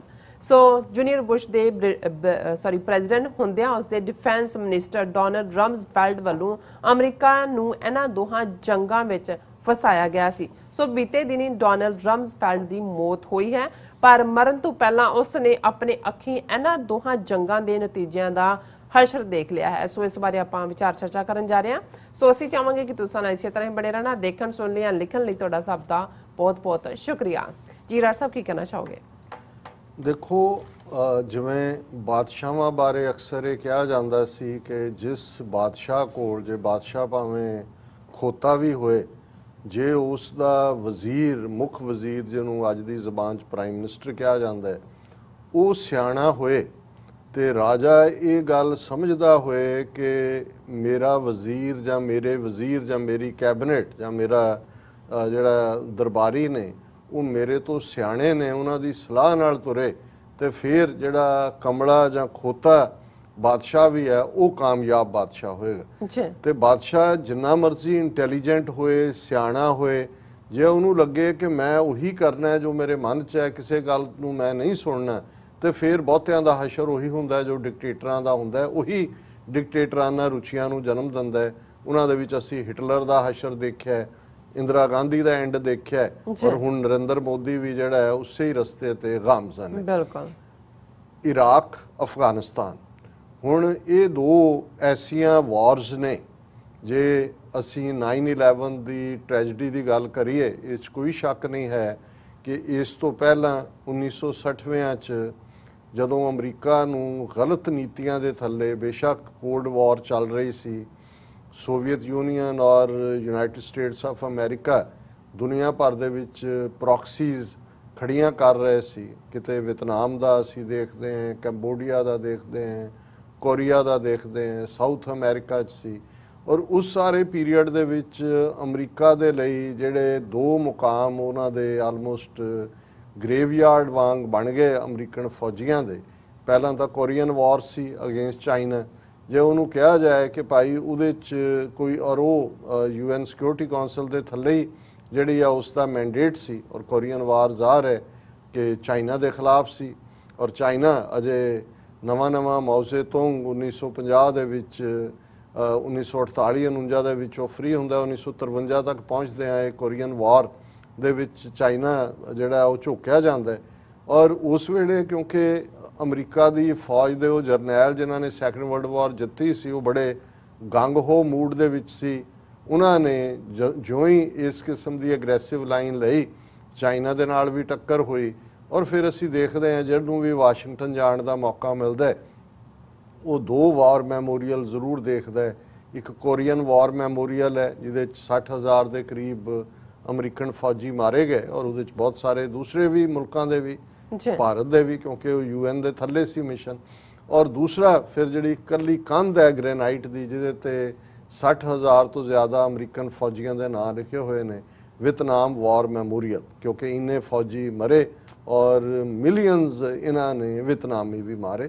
ਲੇਕਿਨ ਵਿਤਨਾਮ ਬਹੁਤ ਵੱਡੀ ਹਿਊਮਿਲੇਸ਼ਨ ਸੀ ਅਮਰੀਕਾ ਦੀ, ਕਿਉਂਕਿ ਅਮਰੀਕਾ ਦੇ ਵਿੱਚ ਅਸੀਂ ਉਸ ਪੀਰੀਅਡ ਦੀ ਗੱਲ ਕਰਦੇ ਹਾਂ ਜਦੋਂ ਕਿ ਕਿਵੇਂ ਸੋਸ਼ਲ ਫੈਬਰਿਕ ਟੁੱਟਿਆ, ਅਗੇਂਸਟ ਵਾਰ ਪ੍ਰੋਟੈਸਟ ਸ਼ੁਰੂ ਹੋਏ, ਸਿਵਲ ਲਿਬਰਟੀਜ਼ ਮੂਵਮੈਂਟ ਖੜੀ ਹੋ ਗਈ, 18 ਸਾਲ ਤੋਂ ਉੱਪਰ ਦੇ ਹਰ ਇੱਕ ਨੂੰ ਜ਼ਬਰੀ ਫੌਜ ਦੇ ਵਿੱਚ ਜਾਣ ਦੇ ਆਰਡਰ ਆ ਗਏ, ਜਿਹਨੂੰ ਡਰਾਫਟਿੰਗ ਕਹਿੰਦੇ ਨੇ। ਔਰ ਉਹ ਇੱਕ ਐਸੀ ਹਿਊਮਿਲੇਸ਼ਨ ਕਿ ਜਿਹੜੇ 70s ਦੇ ਦੌਰ ਦੇ, ਲੇਟ 60s 70s ਦੌਰ ਦੇ ਜਿਹੜੇ ਅਮਰੀਕਨ ਸੀ, ਜੇ ਤੁਸੀਂ ਉਸ ਪੀਰੀਅਡ ਦਾ ਦੇਖੋ ਤੇ ਦੁਨੀਆ 'ਚ ਉਹ ਇੱਕ ਹਿਊਮਿਲੇਸ਼ਨ ਦੇ ਵਿੱਚ ਜੀਏ ਕਿ ਵੀ ਇੰਨੀ ਸੁਪਰ ਪਾਵਰ ਜਿਹਨੇ ਐਟਮ ਬੰਬ ਬਣਾ ਲਿਆ ਸੀ, ਜਾਪਾਨ ਦੇ ਖਿਲਾਫ ਵਰਤਿਆ ਵੀ, ਕਿ ਉਸ ਦਾ ਨੱਕ ਉਹਨਾਂ ਜ਼ਮੀਨ ਦੇ ਉੱਤੇ ਉਹਨਾਂ ਵਿਤਨਾਮੀਆਂ ਨੇ ਰਗੜਿਆ ਜਿਨ੍ਹਾਂ ਦੇ ਕੋਲ ਪੈਰਾਂ 'ਚ ਜੁੱਤੀ ਨਹੀਂ ਸੀ ਪਾਉਣ ਨੂੰ, ਬਿਲਕੁਲ ਡੰਡਿਆਂ ਦੇ ਨਾਲ ਲੜਨ ਵਾਲਾ ਕੰਮ ਸੀ। ਔਰ ਇਹਨਾਂ ਨੇ ਵਿਤਨਾਮ ਦੀ ਕਾਰਪੇਟ ਬੰਬਿੰਗ ਕੀਤੀ ਹੁਣ। ਔਰ ਉਹਦੇ 'ਚ ਜ਼ਾਹਰ ਹੈ ਵੀ ਉਹਦੇ ਪਿੱਛੇ, ਕਿਉਂਕਿ ਨਾਰਥ ਵਿਤਨਾਮ, ਸਾਊਥ ਵਿਤਨਾਮ, ਭਾਵੇਂ ਅੱਜ ਵਿਤਨਾਮ ਇਕੱਠਾ ਹੈ, ਉਸ ਦੇ ਪਿੱਛੇ ਸੋਵੀਅਤ ਯੂਨੀਅਨ ਸੀ ਜਿਹੜੇ ਲੜ ਰਹੇ ਸੀ, ਚਾਈਨਾ ਦੇ ਵੀ ਕਿਤੇ ਨਾ ਕਿਤੇ ਹਮਾਇਤ ਸੀ। ਹੁਣ ਉਸ ਸਭ ਦੇ ਚਲਦਿਆਂ ਸਭ ਤੋਂ ਪਹਿਲੀ ਓਪਰਚੁਨਿਟੀ ਅਮਰੀਕਾ ਨੂੰ ਉਸ ਹਿਊਮਿਲੇਸ਼ਨ 'ਚੋਂ ਨਿਕਲਣ ਦੀ ਮਿਲੀ ਜਦੋਂ ਕਿ ਸੋਵੀਅਤ ਯੂਨੀਅਨ, ਹੁਣ ਅਮਰੀਕਾ ਨੂੰ ਇਸ ਹਿਊਮਿਲੇਸ਼ਨ 'ਚ ਪਾਉਣ ਤੋਂ ਬਾਅਦ ਸੋਵੀਅਤ ਯੂਨੀਅਨ ਦੇ ਵੀ ਉਹੀ ਐਰੋਗੈਂਸ ਆਈ ਜਿਹੜੀਆਂ ਬਾਦਸ਼ਾਹਤਾਂ ਦੀ ਆਂਦੀ ਹੈ, ਐਮਪਾਇਰਸ ਦੀ ਆਂਦੀ ਹੈ। ਉਹ ਪੋਲੈਂਡ 'ਚ ਜਾ ਵੜੇ, ਚੈਕੋਸਲੋਵਾਕੀਆ 'ਚ ਜਾ ਵੜੇ, ਹੰਗਰੀ 'ਚ ਜਾ ਵੜੇ, ਔਰ ਫਿਰ 1979 'ਚ ਅਫਗਾਨਿਸਤਾਨ 'ਚ ਜਾ ਵੜੇ। ਔਰ ਇਹ ਉਹ ਪੀਰੀਅਡ ਸੀ, ਹਾਲਾਂਕਿ ਪਹਿਲੇ 2 ਸਾਲ ਅਮਰੀਕਨਾਂ ਦਾ ਬਹੁਤਾ ਧਿਆਨ ਉਸ ਪਾਸੇ ਨਹੀਂ ਗਿਆ। ਫਿਰ ਕਿਵੇਂ ਇਹ ਸਾਰਾ ਜਿਹੜਾ ਵਿਧ ਬਣੀ ਕਿ ਅਮਰੀਕਾ, ਪਾਕਿਸਤਾਨ ਔਰ ਜਿਹਾਦ ਔਰ ਮੁਜਾਹਿਦੀਨ ਔਰ ਪਾਕਿਸਤਾਨ ਉਸ ਦਾ ਜਿਹੜੀ ਹੈ ਫਰੰਟ ਸਟੇਟ ਬਣ ਜਾਂਦਾ ਹੈ ਟ੍ਰੇਨਿੰਗ ਦਾ। ਦੁਨੀਆ ਭਰ 'ਚੋਂ ਜਿਹੜੇ ਇਸਲਾਮਿਕ ਜਿਹਾਦ ਯਕੀਨ ਰੱਖਣ ਵਾਲੇ ਮੁਸਲਮਾਨ ਨੇ ਉਹ ਆਉਂਦੇ ਨੇ, ਔਰ ਉਹ ਕਮਿਊਨਿਜ਼ਮ ਦੇ ਖਿਲਾਫ ਵਾਰ ਜਿਹੜੀ ਹੈ ਹੋਲੀ ਵਾਰ ਬਣ ਜਾਂਦੀ ਹੈ। ਔਰ ਇਹ ਆਲਮੋਸਟ 1979 ਤੋਂ ਲੈ ਕੇ 79 ਤੋਂ 1999 ਤੱਕ ਚੱਲਦੀ ਹੈ, ਜਦੋਂ ਕਿ ਸੋਵੀਅਤ ਯੂਨੀਅਨ ਦਾ ਕਲੈਪਸ ਹੋ ਜਾਂਦਾ। ਅਸੀਂ ਦੇਖਦੇ ਹਾਂ ਅਗਲੇ 2 ਸਾਲਾਂ 'ਚ ਉਹਦੇ 15 ਟੁਕੜੇ ਵੀ ਹੋ ਜਾਂਦੇ ਨੇ, ਇਕਨੋਮੀ ਦਾ ਵੀ ਬੇੜਾ ਗਰਕ ਹੋ ਜਾਂਦਾ ਹੈ, ਔਰ ਅਮਰੀਕਾ ਇੱਕੋ ਇੱਕ ਸੁਪਰ ਪਾਵਰ ਦੇ ਤੌਰ ਤੇ ਉੱਭਰਦਾ। ਇਹੀ ਨਹੀਂ ਕਿ ਕਿਤੇ ਨਾ ਕਿਤੇ ਵਿਤਨਾਮ ਵਾਰ ਦਾ ਬਦਲਾ ਉਹਨਾਂ ਨੇ ਸੋਵੀਅਤ ਯੂਨੀਅਨ ਤੋਂ ਲਿਆ, ਉਹ ਇੱਕ ਸੁਪਰ ਪਾਵਰ ਦੇ ਤੌਰ ਤੇ ਉੱਭਰਦੇ ਨੇ। ਔਰ ਇਹ ਆਲਮੋਸਟ 10 ਕੁ ਸਾਲ ਇਹ ਸਫ਼ਰ 1990 ਤੋਂ 9/11 2001 ਤੱਕ ਅਸੀਂ ਦੇਖਦੇ ਹਾਂ। ਫਿਰ ਅਮਰੀਕਾ ਦੇ ਉੱਤੇ ਮੇਨਲੈਂਡ ਤੇ world trade centre, military headquarter Pentagon, Arlington 'ਚ ਜਿਹੜਾ ਉਹ ਦਹਿਸ਼ਤਗਰਦ ਹਮਲਾ ਹੁੰਦਾ ਹੈ, ਜਹਾਜ਼ ਜਿਹੜੇ ਨੇ ਉਹ 5-6 ਟਕਰਾਉਂਦੇ ਨੇ ਡਿਫਰੈਂਟ ਥਾਵਾਂ ਤੇ, ਔਰ ਨਤੀਜਾ ਅਮਰੀਕਾ। ਹੁਣ ਇਹ ਉਹ ਪੀਰੀਅਡ ਸੀ ਜੂਨੀਅਰ ਬੁਸ਼, ਜਿਹਦੇ ਫਾਦਰ ਪਹਿਲਾਂ ਸੀਨੀਅਰ ਬੁਸ਼ ਉਹਨਾਂ ਨੂੰ ਕਿਹਾ ਜਾਂਦਾ ਪ੍ਰੈਜ਼ੀਡੈਂਟ ਸੀ, ਜੂਨੀਅਰ ਬੁਸ਼ ਜਿਹੜੇ ਨੇ ਉਹ ਪ੍ਰੈਜ਼ੀਡੈਂਟ ਬਣੇ, ਅਜੇ ਟੇਕ ਓਵਰ ਕੀਤਾ ਹੀ ਸੀ ਥੋੜੀ ਦੇਰ ਪਹਿਲਾਂ 2000 ਦੇ ਵਿੱਚ ਹੀ ਇਲੈਕਸ਼ਨ ਹੋਈ, ਔਰ ਉਹਨਾਂ ਦਾ ਸੈਕਟਰੀ ਆਫ ਡਿਫੈਂਸ ਸੀ ਮਿਸਟਰ ਡੋਨਲਡ ਰਮਸਫੀਲਡ। ਔਰ ਡੋਨਲਡ ਰਮਸਫੀਲਡ ਕੋਈ ਨਾਈਵ ਨਹੀਂ ਸੀ, ਉਸ ਤੋਂ ਪਹਿਲਾਂ ਵੀ ਉਹ ਸੀਨੀਅਰ ਪੋਸਟ ਦੇ ਉੱਤੇ ਪੈਂਟਾਗਨ ਦੇ ਵਿੱਚ 1975 ਤੋਂ 1977 ਤੱਕ ਉਹ ਪੈਂਟਾਗਨ ਚੀਫ ਦੇ ਤੌਰ ਤੇ ਸਰਵ ਕਰ ਚੁੱਕੇ ਸੀ। ਉਦੋਂ ਉਹ ਸਭ ਤੋਂ ਜ਼ਿਆਦਾ ਯੰਗੈਸਟ ਸੀ ਹਿਸਟਰੀ ਵਾਈਜ਼।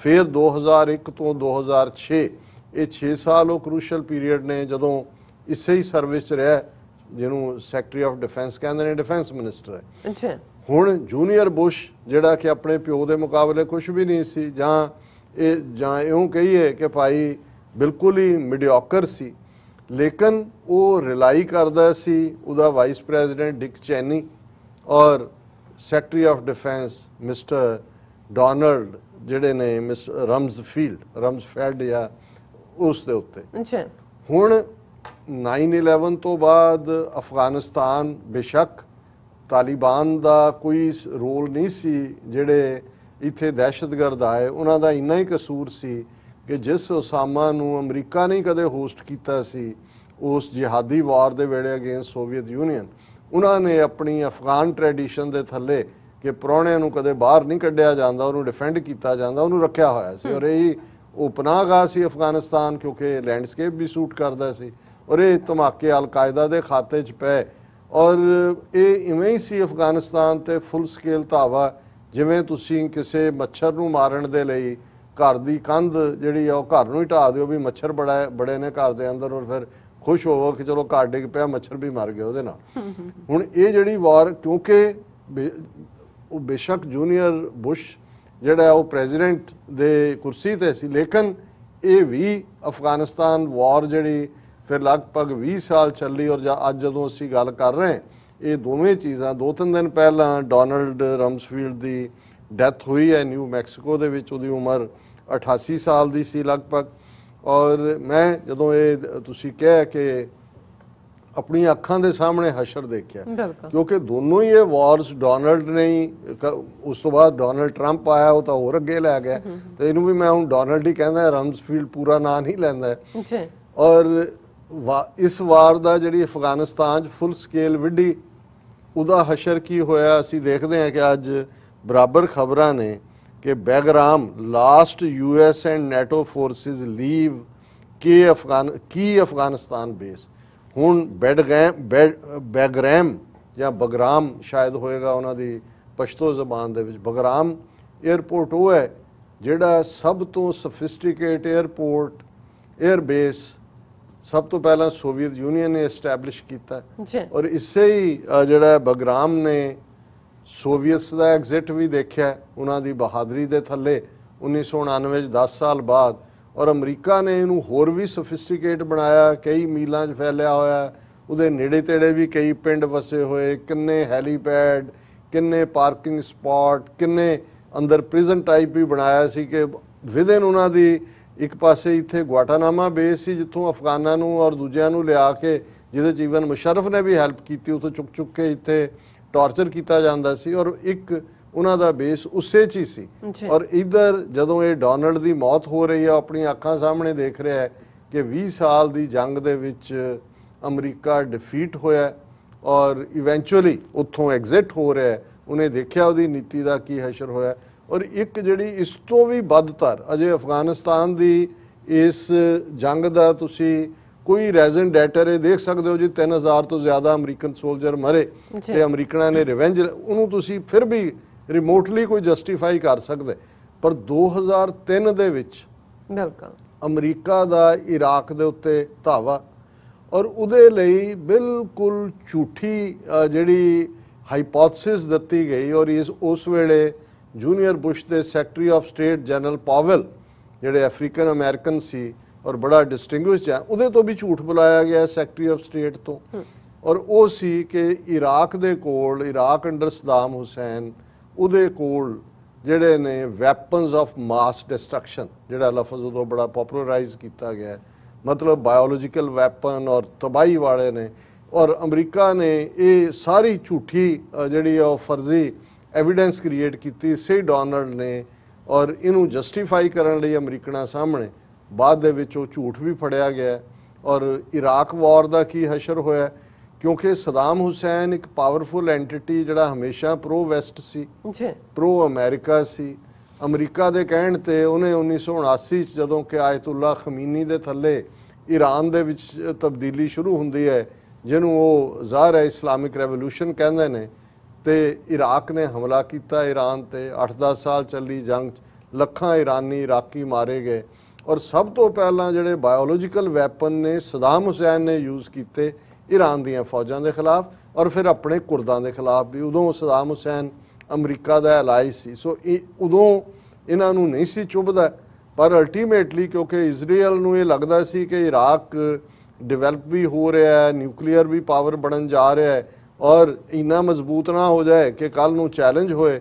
ਔਰ ਇਹ ਡੋਨਲਡ ਦੀ ਕੀ ਲਾਈਨ ਸੀ ਕਿ ਏਡਾ ਵੱਡਾ ਝੂਠ ਬੁਲਾ ਕੇ, ਔਰ ਉਹਦੇ 'ਚ ਵੀ ਕੋਈ ਸ਼ੱਕ ਨਹੀਂ ਹੈ ਕਿ ਜੂਨੀਅਰ ਬੁਸ਼ ਬੀਇੰਗ ਟੈਕਸਨ, ਔਰ ਟੈਕਸਨ ਦਾ ਇੱਕ ਹੁੰਦਾ ਉਹ ਰਿਵੈਂਜ, ਸਾਡੇ ਪਿੰਡੂ ਲੋਕਾਂ ਵਾਂਗ ਇਹਨਾਂ ਦੇ ਵੀ ਟੈਕਸਨ ਦੇ ਬਲੱਡ 'ਚ ਹੈ।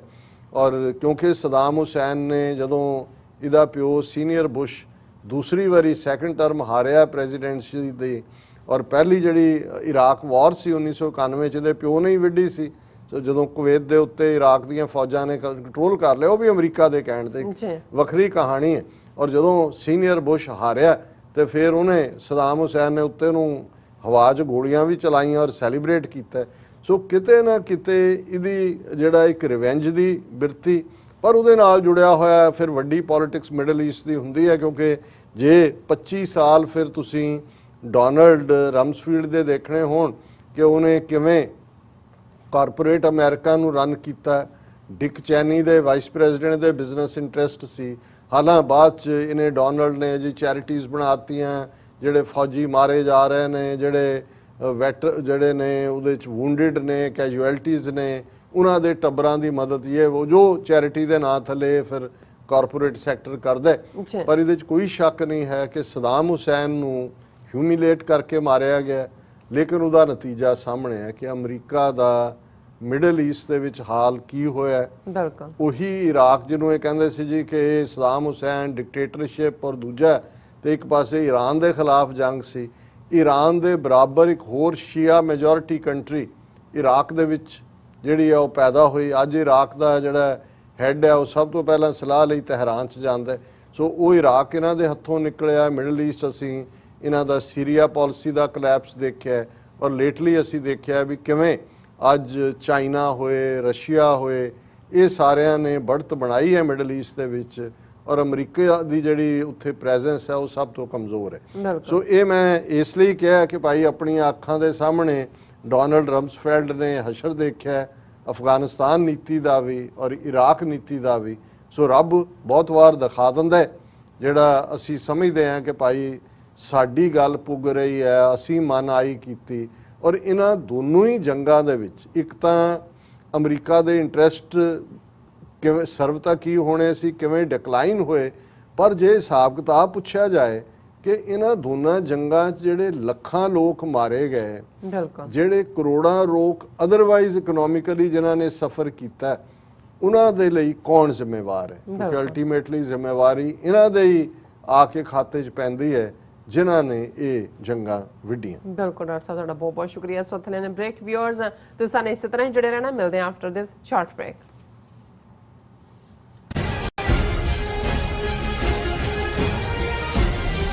Are you tired of property violations, ECB court hearings wasting your time? AM Expediting Drafting and Design is the solution for your problems. AM Expediting Drafting and Design offers services that range from architectural drawings to expediting services to DOB, FDNY, and other agencies. Or visit their location at 116-15 Myrtle Avenue in Richmond Hill. Call AM Expediting Drafting and Design now at 718-725-0059. ਕਦੋਂ ਤੱਕ ਕਦੋਂ ਤੱਕ ਅਸੀਂ ਭਾਰਤ ਅਤੇ ਦੁਨੀਆ ਭਰ ਦੇ ਵਿੱਚ ਵਸਦੇ ਸਿੱਖਾਂ ਦੇ ਮਸਲਿਆਂ ਤੇ ਭਾਰਤੀ ਚੈਨਲਾਂ ਦਾ ਝੂਠਾ ਪ੍ਰੋਪੇਗੈਂਡਾ ਬਰਦਾਸ਼ਤ ਕਰਦੇ ਰਹਾਂਗੇ? ਆਓ ਮੇਰੇ ਨਾਲ ਜੁੜੋ ਪ੍ਰੋਗਰਾਮ ਗੁਫ਼ਤਗੂ ਵਿੱਚ। ਸਿੱਖ ਨਜ਼ਰੀਏ ਤੋਂ ਰੋਜ਼ਾਨਾ ਵਾਪਰ ਰਹੀਆਂ ਘਟਨਾਵਾਂ ਦਾ ਵਿਸ਼ਲੇਸ਼ਣ ਕਰੀਏ। ਲਾਈਵ ਕਾਲਸ ਅਤੇ ਈਮੇਲਸ ਰਾਹੀਂ ਇਸ ਪ੍ਰੋਗਰਾਮ ਦਾ ਹਿੱਸਾ ਬਣੋ। ਮੰਡੇ ਟੂ ਫਰਾਈਡੇ ਰਾਤ 9:30 ਵਜੇ ਸਿਰਫ TV 84 ਤੇ। ਕੀ ਤੁਹਾਨੂੰ 30, 40 ਜਾਂ 50 ਦਿਨ ਵੇਟ ਕਰਨੀ ਪੈ ਰਹੀ ਹੈ ਤੁਹਾਡੇ ਚੈੱਕ ਲਈ? ਫਿਰ ਬ੍ਰੋਕਰਾਂ ਪਿੱਛੇ ਭੱਜਦੇ ਫਿਰਦੇ ਹੋ ਪੈਸੇ ਲਈ, ਬਹੁਤ ਜ਼ਿਆਦਾ ਟਾਈਮ ਵੇਸਟ ਹੋ ਜਾਂਦਾ ਇੱਦਾਂ ਤਾਂ। ਜੇ ਤੁਸੀਂ ਅੱਜ ਹੀ ਪੈਸੇ ਲੈਣੇ ਤਾਂ ਬੌਬਟੇਲ ਨੂੰ ਕਾਲ ਕਰੋ। ਬੌਬਟੇਲ ਤੁਹਾਡੀਆਂ ਇਨਵੋਇਸਿਸ ਸੇਮ ਡੇ ਫੰਡ ਕਰ ਸਕਦੇ ਹਨ for a small fee, no contract, no reserve and no hidden fees। ਅੱਜ ਹੀ ਕਾਲ ਕਰੋ ਬੌਬਟੇਲ ਨੂੰ ਤੇ ਤੁਹਾਡਾ ਪਹਿਲਾ ਮਹੀਨਾ ਫ੍ਰੀ। 410 204 2084। ਅਗੇਨ 410 204 2084।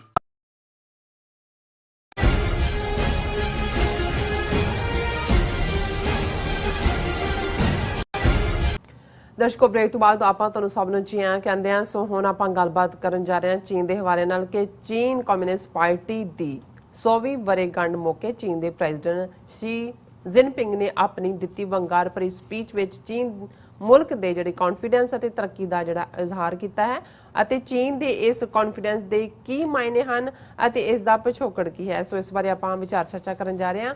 ਸੋ ਅਸੀਂ ਚਾਹਾਂਗੇ ਕਿ ਤੁਸੀਂ ਇਸੇ ਤਰ੍ਹਾਂ ਹੀ ਬਣੇ ਰਹਿਣਾ। ਦੇਖਣ ਸੁਣ ਲਿਆ ਲਿਖਣ ਲਈ ਤੁਹਾਡਾ ਸਭ ਦਾ ਬਹੁਤ ਬਹੁਤ ਸ਼ੁਕਰੀਆ ਜੀ। ਡਾਕਟਰ ਸਾਹਿਬ ਕੀ ਕਹਿਣਾ ਚਾਹੋਗੇ?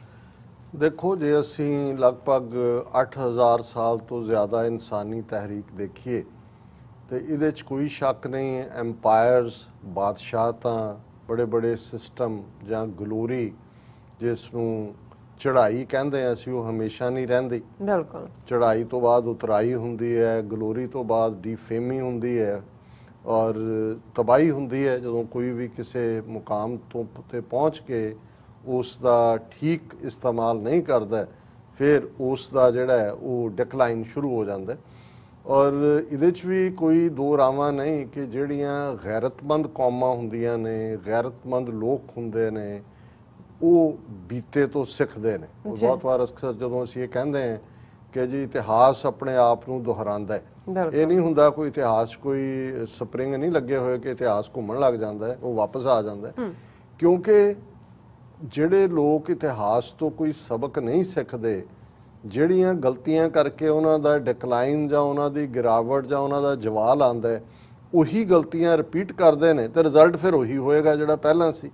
ਔਰ ਇਹੀ ਕਾਰਨ ਹੈ ਕਿ ਬਹੁਤ ਵਾਰ ਇੱਕ ਪਾਸੇ ਗੁਲਾਮੀ ਭੋਗਣ ਵਾਲੇ ਲੋਕ ਨੇ। ਜੇ ਤੁਸੀਂ ਭਾਰਤ ਦੇ ਹਵਾਲੇ ਨਾਲ ਦੇਖੋ, ਜਦੋਂ ਅਸੀਂ 1000 ਸਾਲ ਦੀ ਗੁਲਾਮੀ ਦੀ ਗੱਲ ਕਰਦੇ ਹਾਂ, ਜੇ ਇਹਨਾਂ ਨੂੰ ਜਾਣ ਲੱਗੇ ਅੰਗਰੇਜ਼ ਇੱਕ ਤੋਹਫਾ ਦੇ ਗਏ। ਭਾਰਤ ਕਦੇ ਜੀਓਗ੍ਰਾਫਿਕਲੀ ਇੱਕ ਮੁਲਕ ਹੈ ਹੀ ਨਹੀਂ ਸੀ। ਐਡਮਿਨਿਸਟ੍ਰੇਟਿਵ ਯੂਨਿਟ ਗੋਰਿਆਂ ਨੂੰ 200 ਸਾਲ ਲੱਗੇ ਪਲਾਸੀ ਦੀ ਲੜਾਈ ਤੋਂ ਲੈ ਕੇ ਔਰ ਐਂਡ ਤੱਕ ਪਹੁੰਚਦੇ ਆ। ਉਹ ਇੱਕ ਐਡਮਿਨਿਸਟ੍ਰੇਟਿਵ ਯੂਨਿਟ ਸੀ। ਜਾਣ ਲੱਗੇ ਉਹਨਾਂ ਨੇ ਦੋ ਟੁਕੜੇ ਕੀਤੇ, ਇੱਕ ਪਾਸੇ ਪਾਕਿਸਤਾਨ ਤੇ ਇਹਨਾਂ ਨੂੰ ਜਿਹੜਾ ਹੈ ਉਹ ਇੰਨਾ ਵੱਡਾ ਮੁਲਕ ਦੇ ਗਏ ਜਿਹਦਾ ਨਾਂ ਇੰਡੀਆ ਵੀ ਉਹਨਾਂ ਨੇ ਹੀ ਰੱਖਿਆ ਸੀ। ਇਹਨਾਂ ਦਾ ਤਾਂ ਮੁਲਕ ਦਾ ਨਾਂ ਨਹੀਂ, ਕੋਈ ਹਿੰਦੁਸਤਾਨ ਕਹਿੰਦਾ, ਕੋਈ ਇੰਡੀਆ ਕਹਿੰਦਾ, ਕੋਈ ਭਾਰਤ ਕਹਿੰਦਾ। ਕਨਸਟੀਟਿਊਸ਼ਨਲੀ ਵੀ ਜਿਹੜਾ ਉਹ ਇੱਕ ਨਾਂ ਰੱਖ ਕੇ ਵੀ ਕੋਈ ਇੱਕ ਇਹ ਵੀ ਹੋਇਆ ਵੀ ਕਿਸੇ ਬੰਦੇ ਦੇ 3 ਨਾਂ ਹੋਣ, ਮੁਲਕ ਕਿਸੇ ਦੇ। ਹੁਣ ਇਸ ਸਭ ਦੇ ਬਾਵਜੂਦ ਇਹਨਾਂ ਨੇ 75 ਸਾਲਾਂ 'ਚ ਇੰਨਾ ਵੱਡਾ ਮੁਲਕ ਸਾਰਾ ਬਣਿਆ, ਇਨਫਰਾਸਟਰਕਚਰ ਉਹਦਾ ਕੀ ਹਾਲ ਕਰ ਦਿੱਤਾ।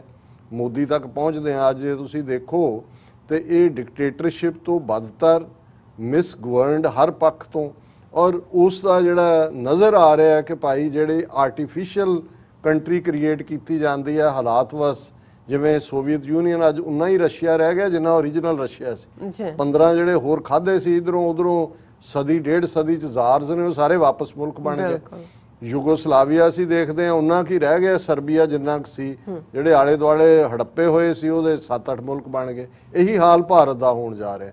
ਪਰ ਜਿਨ੍ਹਾਂ ਦੀ ਗੱਲ ਅਸੀਂ ਚੀਨ ਦੇ ਹਵਾਲੇ ਨਾਲ ਕਰ ਰਹੇ ਹਾਂ ਔਰ ਅੱਜ ਜਿਹੜਾ 15 ਟ੍ਰਿਲੀਅਨ ਡਾਲਰ ਦੀ ਇਕੋਨਮੀ ਨਾਲ ਦੁਨੀਆ ਦੀ ਦੂਸਰੀ ਵੱਡੀ ਇਕੋਨਮੀ ਹੈ ਅਮਰੀਕਾ ਤੋਂ ਬਾਅਦ, ਔਰ ਕਿਵੇਂ ਉਹੀ ਪਿਛਲੇ 75 ਸਾਲ, ਜੇ ਹੁਣ ਵਕਤ ਨਹੀਂ ਹੈ, ਜੇ ਤੁਸੀਂ ਚਾਈਨਾ ਦਾ ਰਾਈਜ਼ ਐਂਡ ਫਾਲ ਦੇਖੋ ਤੇ ਉਸ ਫਾਲ ਤੋਂ ਕਿਵੇਂ ਇਹਨਾਂ 75 ਸਾਲਾਂ 'ਚ ਚੀਨ ਉੱਭਰਿਆ ਹੈ, ਉਸ ਤੋਂ ਪਿਛਲੀਆਂ 2 ਸਦੀਆਂ 18ਵੀਂ 19ਵੀਂ ਸਦੀ ਤੋਂ ਉਹਨਾਂ ਦਾ ਕਿਵੇਂ ਡਿਕਲਾਈਨ ਹੋਇਆ। ਪਰ ਹਿਸਟਰੀ ਦੇ ਵਿੱਚ ਉਹ ਬੜੀ ਗੈਰਤਮੰਦ, ਪ੍ਰੋਗਰੈਸਿਵ, ਤਰੱਕੀ ਵਾਲੀ ਕੌਮ ਦੇ ਤੌਰ ਤੇ ਹਮੇਸ਼ਾ ਰਹੇ। ਕੰਪੈਸ ਉਹਨਾਂ ਨੇ ਕੱਢਿਆ, ਰਾਕਟ ਉਹਨਾਂ ਨੇ ਕੱਢਿਆ, ਜਿਹੜਾ ਪੇਪਰ ਹੈ ਜਿਸ ਤੇ ਅਸੀਂ ਲਿਖਦੇ ਹਾਂ ਇਹਦੀ ਕਾਰਡ ਉਹਨਾਂ ਨੇ ਕੱਢੀ, ਗਨ ਪਾਊਡਰ ਉਹਨਾਂ ਨੇ ਕੱਢਿਆ, ਸਕ੍ਰਿਪਟ ਜੈਪਨੀਜ਼ ਬੇਸ਼ੱਕ ਬੜਾ ਉਹਨੂੰ ਬਦਲ ਕੇ ਮਾਡਲ ਨੂੰ ਨਵੇਂ ਮਾਡਲ ਬਣਾ ਦੇਣ, ਘੱਟ ਕੰਜ਼ੰਪਸ਼ਨ ਤੇਲ ਵਾਲੀਆਂ ਗੱਡੀਆਂ ਬਣਾ ਦੇਣ, ਪਰ ਜਿਹੜੀ ਇਹਨਾਂ ਦੀ ਜ਼ਬਾਨ ਦੀ ਸਕ੍ਰਿਪਟ ਹੈ ਉਹ ਚਾਈਨੀਜ਼ ਹੈ। ਔਰ ਚਾਈਨਾ 'ਚ ਲਫ਼ਜ਼ ਨਹੀਂ ਨੇ, ਜਦੋਂ ਅਲਫਾਬੈਟ ਨਹੀਂ ਹੈ, ਹਰ ਲਫ਼ਜ਼ ਦੇ ਲਈ ਉਹਨਾਂ ਦਾ ਇਮੇਜ ਹੈ ਔਰ ਉਸ ਜ਼ਬਾਨ ਨੂੰ ਸਮਝਣਾ। ਔਰ ਅੱਜ ਦੁਨੀਆ 'ਚ ਸਭ ਤੋਂ ਜ਼ਿਆਦਾ ਲੋਕ ਜੇ ਕੋਈ ਜ਼ਬਾਨ ਸਿੱਖਦੇ ਨੇ ਤਾਂ ਮੈਂਡਰੀਨ ਹੈ ਜਿਹੜੀ ਚਾਈਨੀਜ਼ ਦੀ ਆਫੀਸ਼ੀਅਲ, ਕਿਉਂਕਿ ਚਾਈਨਾ ਦਾ ਆਉਣ ਵਾਲਾ ਵਕਤ ਦੁਨੀਆ ਸਮਝਦੀ ਹੈ ਵੀ ਚਾਈਨਾ ਦੀ ਹੈ, ਇਹ ਚਾਈਨਾ ਦਾ ਹੈ, ਇਸ ਲਈ ਉਹਨਾਂ ਦੀਆਂ ਯੂਨੀਵਰਸਿਟੀਆਂ 'ਚ ਵੱਡੀ ਗਿਣਤੀ 'ਚ ਫੋਰਨ ਸਟੂਡੈਂਟ ਜਾਂਦੇ ਨੇ। ਹੁਣ ਉਹ ਚਾਈਨਾ ਜਿਹੜਾ 18ਵੀਂ 19ਵੀਂ ਸਦੀ ਤੱਕ ਅਫੀਮਚੀਆਂ ਦਾ ਮੁਲਕ ਬਣਾ ਦਿੱਤਾ ਸੀ, ਉਹਨਾਂ ਨੂੰ ਇਵੇਂ ਉੱਥੇ ਜਾ ਕੇ ਹਰ ਇੱਕ ਨੇ ਆਪਣੇ ਸੈਕਟਰ ਬਣਾਏ ਹੋਏ ਸੀ। ਰਸ਼ੀਆ ਨੇ ਜਿਹੜਾ ਮਨਚੂਰੀਆ ਦੱਬਿਆ ਹੋਇਆ ਸੀ, ਜਾਪਾਨੀਆਂ ਨੇ ਹਮਲੇ ਕਰਕੇ ਉੱਥੇ ਕੀ ਕੀਤਾ, ਬ੍ਰਿਟਿਸ਼ਰਸ ਨੇ ਕਲਕੱਤਾ ਜਦੋਂ ਰਾਜਧਾਨੀ ਬਣਾਈ ਕਿਵੇਂ ਅਫੀਮ ਉੱਥੇ ਜਿਹੜੀ ਹੈ ਉਹਨਾਂ ਦੇ ਭੇਜਣੀ ਸ਼ੁਰੂ ਕੀਤੀ, ਜੇ ਉਹਨਾਂ ਨੇ ਰੈਜ਼ਿਸਟ ਕੀਤਾ, ਇਹਨਾਂ ਨੇ ਓਪੀਅਮ ਵਾਰਜ਼ ਲੜੀਆਂ। ਔਰ ਇਸੇ ਤਰ੍ਹਾਂ ਫਰਾਂਸ ਦੂਜੇ ਤੀਜੇ ਉਹਨਾਂ ਦੀ ਸ਼ੰਘਾਈ, ਹਾਂਗਕਾਂਗ ਤਾਂ ਹੁਣ 1996-97 ਤੱਕ ਇੰਗਲੈਂਡ ਦੇ ਕੋਲ ਰਿਹਾ, 100 ਸਾਲ ਦੀ ਲੀਜ਼ ਦੇ ਉੱਤੇ ਰਖਾਇਆ ਹੋਇਆ ਸੀ, ਉਹਨਾਂ ਨੂੰ ਰੋਲ ਕੇ ਰੱਖ ਦਿੱਤਾ ਹੈ। ਔਰ ਇਸ ਕਿਸਮ ਦਾ ਔਰ ਉਦੋਂ ਇਹਨਾਂ ਨੂੰ ਜਿਹੜਾ ਲਫ਼ਜ਼ ਜੇ ਤੁਸੀਂ ਇਹਨਾਂ ਦੇ ਲਿਟਰੇਚਰ ਯੂਰਪ ਦੇ ਦੇਖੋ ਤਾਂ ਯੈਲੋ ਪੈਰਲ ਕਹਿੰਦੇ ਸੀ, ਕਿਉਂਕਿ ਚਾਈਨੀਜ਼ ਦੀ ਰੇਸ ਯੈਲੋ ਰੰਗ ਹੈ, ਪੀਲਾ ਪਿਲਤਨ ਹੁੰਦੀ ਹੈ, ਇਹ ਪੈਰਲ ਕਿ ਬਈ ਇਹ ਤਬਾਹੀ ਕਹਿੰਦੇ ਸੀ, ਇਹਨਾਂ ਨੂੰ ਫੀਮ ਨਾਲ ਸੁੱਤੇ ਰਹਿਣ ਦਿਓ, ਇਹਨਾਂ ਨੂੰ ਜਿੱਦਣ ਇਹ ਜਾਗ ਗਏ ਇਹਨਾਂ ਨੇ ਦੁਨੀਆ ਨੂੰ ਨਹੀਂ ਸੌਣ ਦੇਣਾ। ਹੁਣ ਜ਼ਾਹਰ ਹੈ ਕਿ ਇਸ ਕਿਸਮ ਦਾ ਕੰਟੈਂਪਟ ਫਿਰ ਇਹਨਾਂ ਦੇ ਮਿਸ਼ਨਰੀ ਪਹੁੰਚ ਗਏ, ਇਸ ਲਈ ਉਹ ਵੜਨ ਨਹੀਂ ਦਿੰਦੇ ਕਿਸੇ ਵੀ ਇਹਨਾਂ ਨੂੰ ਮਿਸ਼ਨਰੀਆਂ ਨੂੰ ਜਾਂ ਦੂਜਿਆਂ ਨੂੰ। ਕਨਵਰਸ਼ਨਸ ਉਹ ਮਿਸ਼ਨਰੀਜ਼ ਨੂੰ ਗੁਲਾਮੀ ਦੇ ਤੌਰ ਤੇ ਦੇਖਦੇ ਨੇ। ਹੁਣ ਉਹਨਾਂ ਸਾਰੇ ਹਾਲਾਤਾਂ ਚੋਂ ਔਰ ਫਿਰ ਜਿਹੜੇ ਕਰਪਟ ਸਿਸਟਮ ਹੁੰਦੇ ਨੇ ਉਹਨਾਂ 'ਚ ਉਸ ਕਿਸਮ ਦੇ ਜਿਹੜੇ ਬਾਦਲ ਅਮਰਿੰਦਰ ਖੜੇ ਹੋ ਜਾਂਦੇ ਨੇ, ਜਿਹੜੀ ਆਪਣੀ ਕੌਮ ਦਾ ਬੇੜਾ ਗਰਕ ਕਰਨ ਲਈ ਦੁਸ਼ਮਣ ਦੇ ਹੱਥ ਲੱਗਦੇ ਨੇ। ਉਹ ਅਸੀਂ 1930ਵਿਆਂ ਦੇ ਦਹਾਕੇ 'ਚ ਚਿਆਂਗ ਕਾਈ ਸ਼ੈਕ ਨੂੰ ਦੇਖਦੇ ਹਾਂ, ਉਸ ਦੀ ਘਰ ਵਾਲੀ ਜਿਹੜੀਆਂ 7 ਭੈਣਾਂ ਸੀ, 7 ਸਿਸਟਰਸ, ਉਹ ਕਿਵੇਂ ਲੁੱਟ ਰਹੇ ਸੀ ਦੋਨੋਂ ਹੱਥੀਂ, ਤੇ ਉਹ ਇਹਨਾਂ ਦਾ ਫੀਲਾ ਬਣਿਆ ਹੋਇਆ ਸੀ, ਅੱਗੋਂ ਉਹਨਾਂ ਦਾ ਜਿਹੜੀ ਆ ਖੇਡ ਰਿਹਾ ਸੀ। ਔਰ ਕਿਵੇਂ ਠੀਕ 100 ਸਾਲ ਪਹਿਲਾਂ 1921 ਦੇ ਵਿੱਚ ਕਮਿਊਨਿਸਟ ਪਾਰਟੀ ਚਾਈਨਾ ਦੀ ਖੜੀ ਕੀਤੀ ਜਾਂਦੀ ਹੈ, ਉਸ ਦੀਆਂ ਕਿੰਨੀਆਂ ਜਿਹੜੀਆਂ ਨੇ ਸਟਰਗਲਸ ਨੇ, ਕਿਵੇਂ ਅਲਟੀਮੇਟਲੀ ਮਾਓ ਸੇ ਤੁੰਗ ਪਹਿਲਾਂ ਡਿਫੀਟ ਵੀ ਹੁੰਦਾ ਹੈ, ਫਿਰ ਨਿਕਲਦਾ ਹੈ, ਫਿਰ ਲੌਂਗ ਮਾਰਚ, ਕਿੰਨੇ ਮਾਰੇ ਜਾਂਦੇ ਨੇ, ਕਿੰਨੇ ਥੋੜੇ ਰਹਿ ਜਾਂਦੇ ਨੇ, ਉਹ ਵਕਤ ਨਹੀਂ ਹੈ। ਲੇਕਿਨ ਜੇ ਅਸੀਂ 1948 ਤੱਕ ਪਹੁੰਚਦੇ ਹਾਂ, ਗੱਲ ਕਰੀਏ ਕਿ ਜਦੋਂ ਮਾਓ ਸੇ ਤੁੰਗ ਔਰ ਚੌਨ ਰਾਈ ਦੀ ਅਗਵਾਈ ਦੇ ਥੱਲੇ ਜਿਹੜੀ ਚਾਈਨੀਜ਼ ਕਮਿਊਨਿਸਟ ਪਾਰਟੀ ਹੈ, ਉਹਨਾਂ ਦੀ ਆਰਮੀ ਜਿਹੜੀ ਕਿ ਅੱਜ ਜਿਹੜੀ ਹੈ ਪੀਪਲਸ ਲਿਬਰੇਸ਼ਨ ਆਰਮੀ ਦੇ ਥੱਲੇ ਸਾਰਾ ਕਮਿਊਨਿਸਟ ਕਾਡਰ ਹੈ, ਜਿਨ੍ਹਾਂ ਨੇ ਫਿਰ ਜਾਪਾਨ ਨੂੰ ਧੱਕਿਆ, ਰਸ਼ੀਆ ਨੂੰ ਵੀ ਧੱਕਿਆ, ਅਮਰੀਕਾ ਨਾਲ ਕੋਰੀਅਨ ਵਾਰ ਤੱਕ ਗੱਲ ਮੁੱਕੀ। ਔਰ ਵਿਦਿਨ ਇਹ ਜਿਹੜਾ ਚਿਆਂਗ ਕਾਈ ਸ਼ੇਕ ਇਹਨਾਂ ਦਾ ਫੀਲਾ ਸੀ, ਉਹ ਸਾਰਾ ਉਹਨਾਂ ਦਾ ਕਲਚਰਲ ਟ੍ਰੇਜਰ ਤੇ ਆਪਣੇ ਲਾਇਲਿਸਟ ਹੋਰ ਖਜ਼ਾਨੇ ਲੈ ਕੇ ਦੌੜ ਗਿਆ ਇੱਕ ਆਈਲੈਂਡ ਜਿਹਦਾ ਨਾਮ ਫਾਰਮੂਸਾ ਸੀ, ਅੱਜ ਉਹਨੂੰ ਤਾਈਵਾਨ ਕਹਿੰਦੇ ਨੇ, ਜਿਹਨੂੰ ਇਹਨਾਂ ਨੇ ਕਾਇਮ ਰੱਖਿਆ ਹੋਇਆ। ਕਦੇ ਤਾਈਵਾਨ ਦੀ ਸਟ੍ਰਿੰਗ ਖਿੱਚ ਲੈਂਦੇ ਨੇ, ਕਦੇ ਤਿੱਬਤ ਦੀ ਖਿੱਚ ਲੈਂਦੇ ਨੇ, ਨਾ ਹੋਏ ਤੇ ਸਿੰਕਿਆਂਗ ਦੇ ਮੁਸਲਮਾਨਾਂ ਦਾ ਰੌਲਾ ਪਾ ਦਿੰਦੇ ਨੇ। ਹੁਣ ਇਹਨਾਂ 48 ਤੋਂ ਲੈ ਕੇ ਹੁਣ ਤੱਕ ਜੇ ਅਸੀਂ ਇਹਨਾਂ 74-75 ਸਾਲਾਂ ਦੀ ਗੱਲ ਕਰੀਏ, ਚੀਨ ਕਿੱਥੇ ਪਹੁੰਚਿਆ ਤੇ ਜਿਹੜਾ ਰੀਜਨ 1920-21 ਦੇ ਵਿੱਚ ਕਮਿਊਨਿਸਟ ਪਾਰਟੀ ਨਾਲ ਹੋਇਆ, ਇਹ ਸਾਰੀ ਡਿਸਕਸ਼ਨ ਮੈਂ ਹੀ ਨਹੀਂ ਕਰ ਰਿਹਾ, ਦੁਨੀਆ ਭਰ ਦੇ ਮੀਡੀਆ 'ਚ ਡਿਸਕਸ ਹੋ ਰਿਹਾ। ਅੱਜ ਜਦੋਂ ਕਿ ਪੂਰੇ ਲਗਭਗ 100 ਸਾਲ ਹੋ ਗਏ ਨੇ ਕਮਿਊਨਿਸਟ ਪਾਰਟੀ ਦੀ ਫਾਊਂਡਿੰਗ ਨੂੰ, ਚੀਨ ਦੀ ਕੈਪੀਟਲ ਬੀਜਿੰਗ ਦੇ ਤਿਨੇਮੈਨ ਸਕੁਅਰ 'ਚ 7 ਲੱਖ ਲੋਕਾਂ ਦੇ ਇਕੱਠ ਨੂੰ ਐਡਰੈਸ ਕਰਦੇ ਆ ਚੀਨ ਦੇ ਪ੍ਰੈਜ਼ੀਡੈਂਟ ਸ਼ੀ ਜਿਨਪਿੰਗ ਨੇ।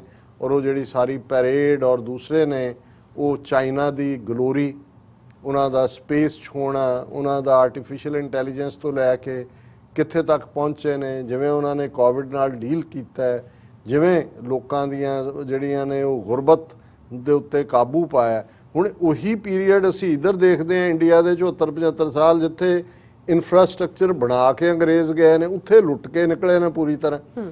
ਔਰ ਇਹਦੇ ਬਾਵਜੂਦ ਚੀਨ ਕਿੱਥੇ ਖੜਾ ਹੈ। ਔਰ ਜਿਹੜਾ ਮੈਂ ਕਿਹਾ ਕਿ ਵੀ ਕੌਮਾਂ ਆਪਣੇ ਬੀਤੇ ਐਕਸਪੀਰੀਅੰਸ ਤੋਂ ਸਿੱਖਦੀਆਂ ਨੇ, ਜਿਹੜੀ ਸ਼ੀ ਜਿਨਪਿੰਗ ਨੇ ਤਿਨੇਮੈਨ ਸਕੁਅਰ 'ਚ ਸਪੀਚ ਕੀਤੀ, ਅੱਜ ਉਹਦੇ ਤੇ ਡਿਸਕਸ ਹੋ ਰਿਹਾ ਜੀ। ਅਮਰੀਕਾ ਵੀ ਨੋਟ ਲੈ ਰਿਹਾ, ਇੰਡੀਆ ਵਾਲੇ ਵੀ ਲਿਖ ਰਹੇ ਨੇ ਕਿ ਜੀ ਇਹ ਤਾਂ ਬੜੀ ਵੱਡੀ ਥ੍ਰੈਟ ਦੂਜੇ, ਉਹਨੇ ਵੰਗਾਰਿਆ ਸਾਰਿਆਂ ਨੂੰ, ਇਹ ਖਾਸ ਤੌਰ ਤੇ ਪੱਛਮੀ ਤਾਕਤਾਂ ਨੂੰ।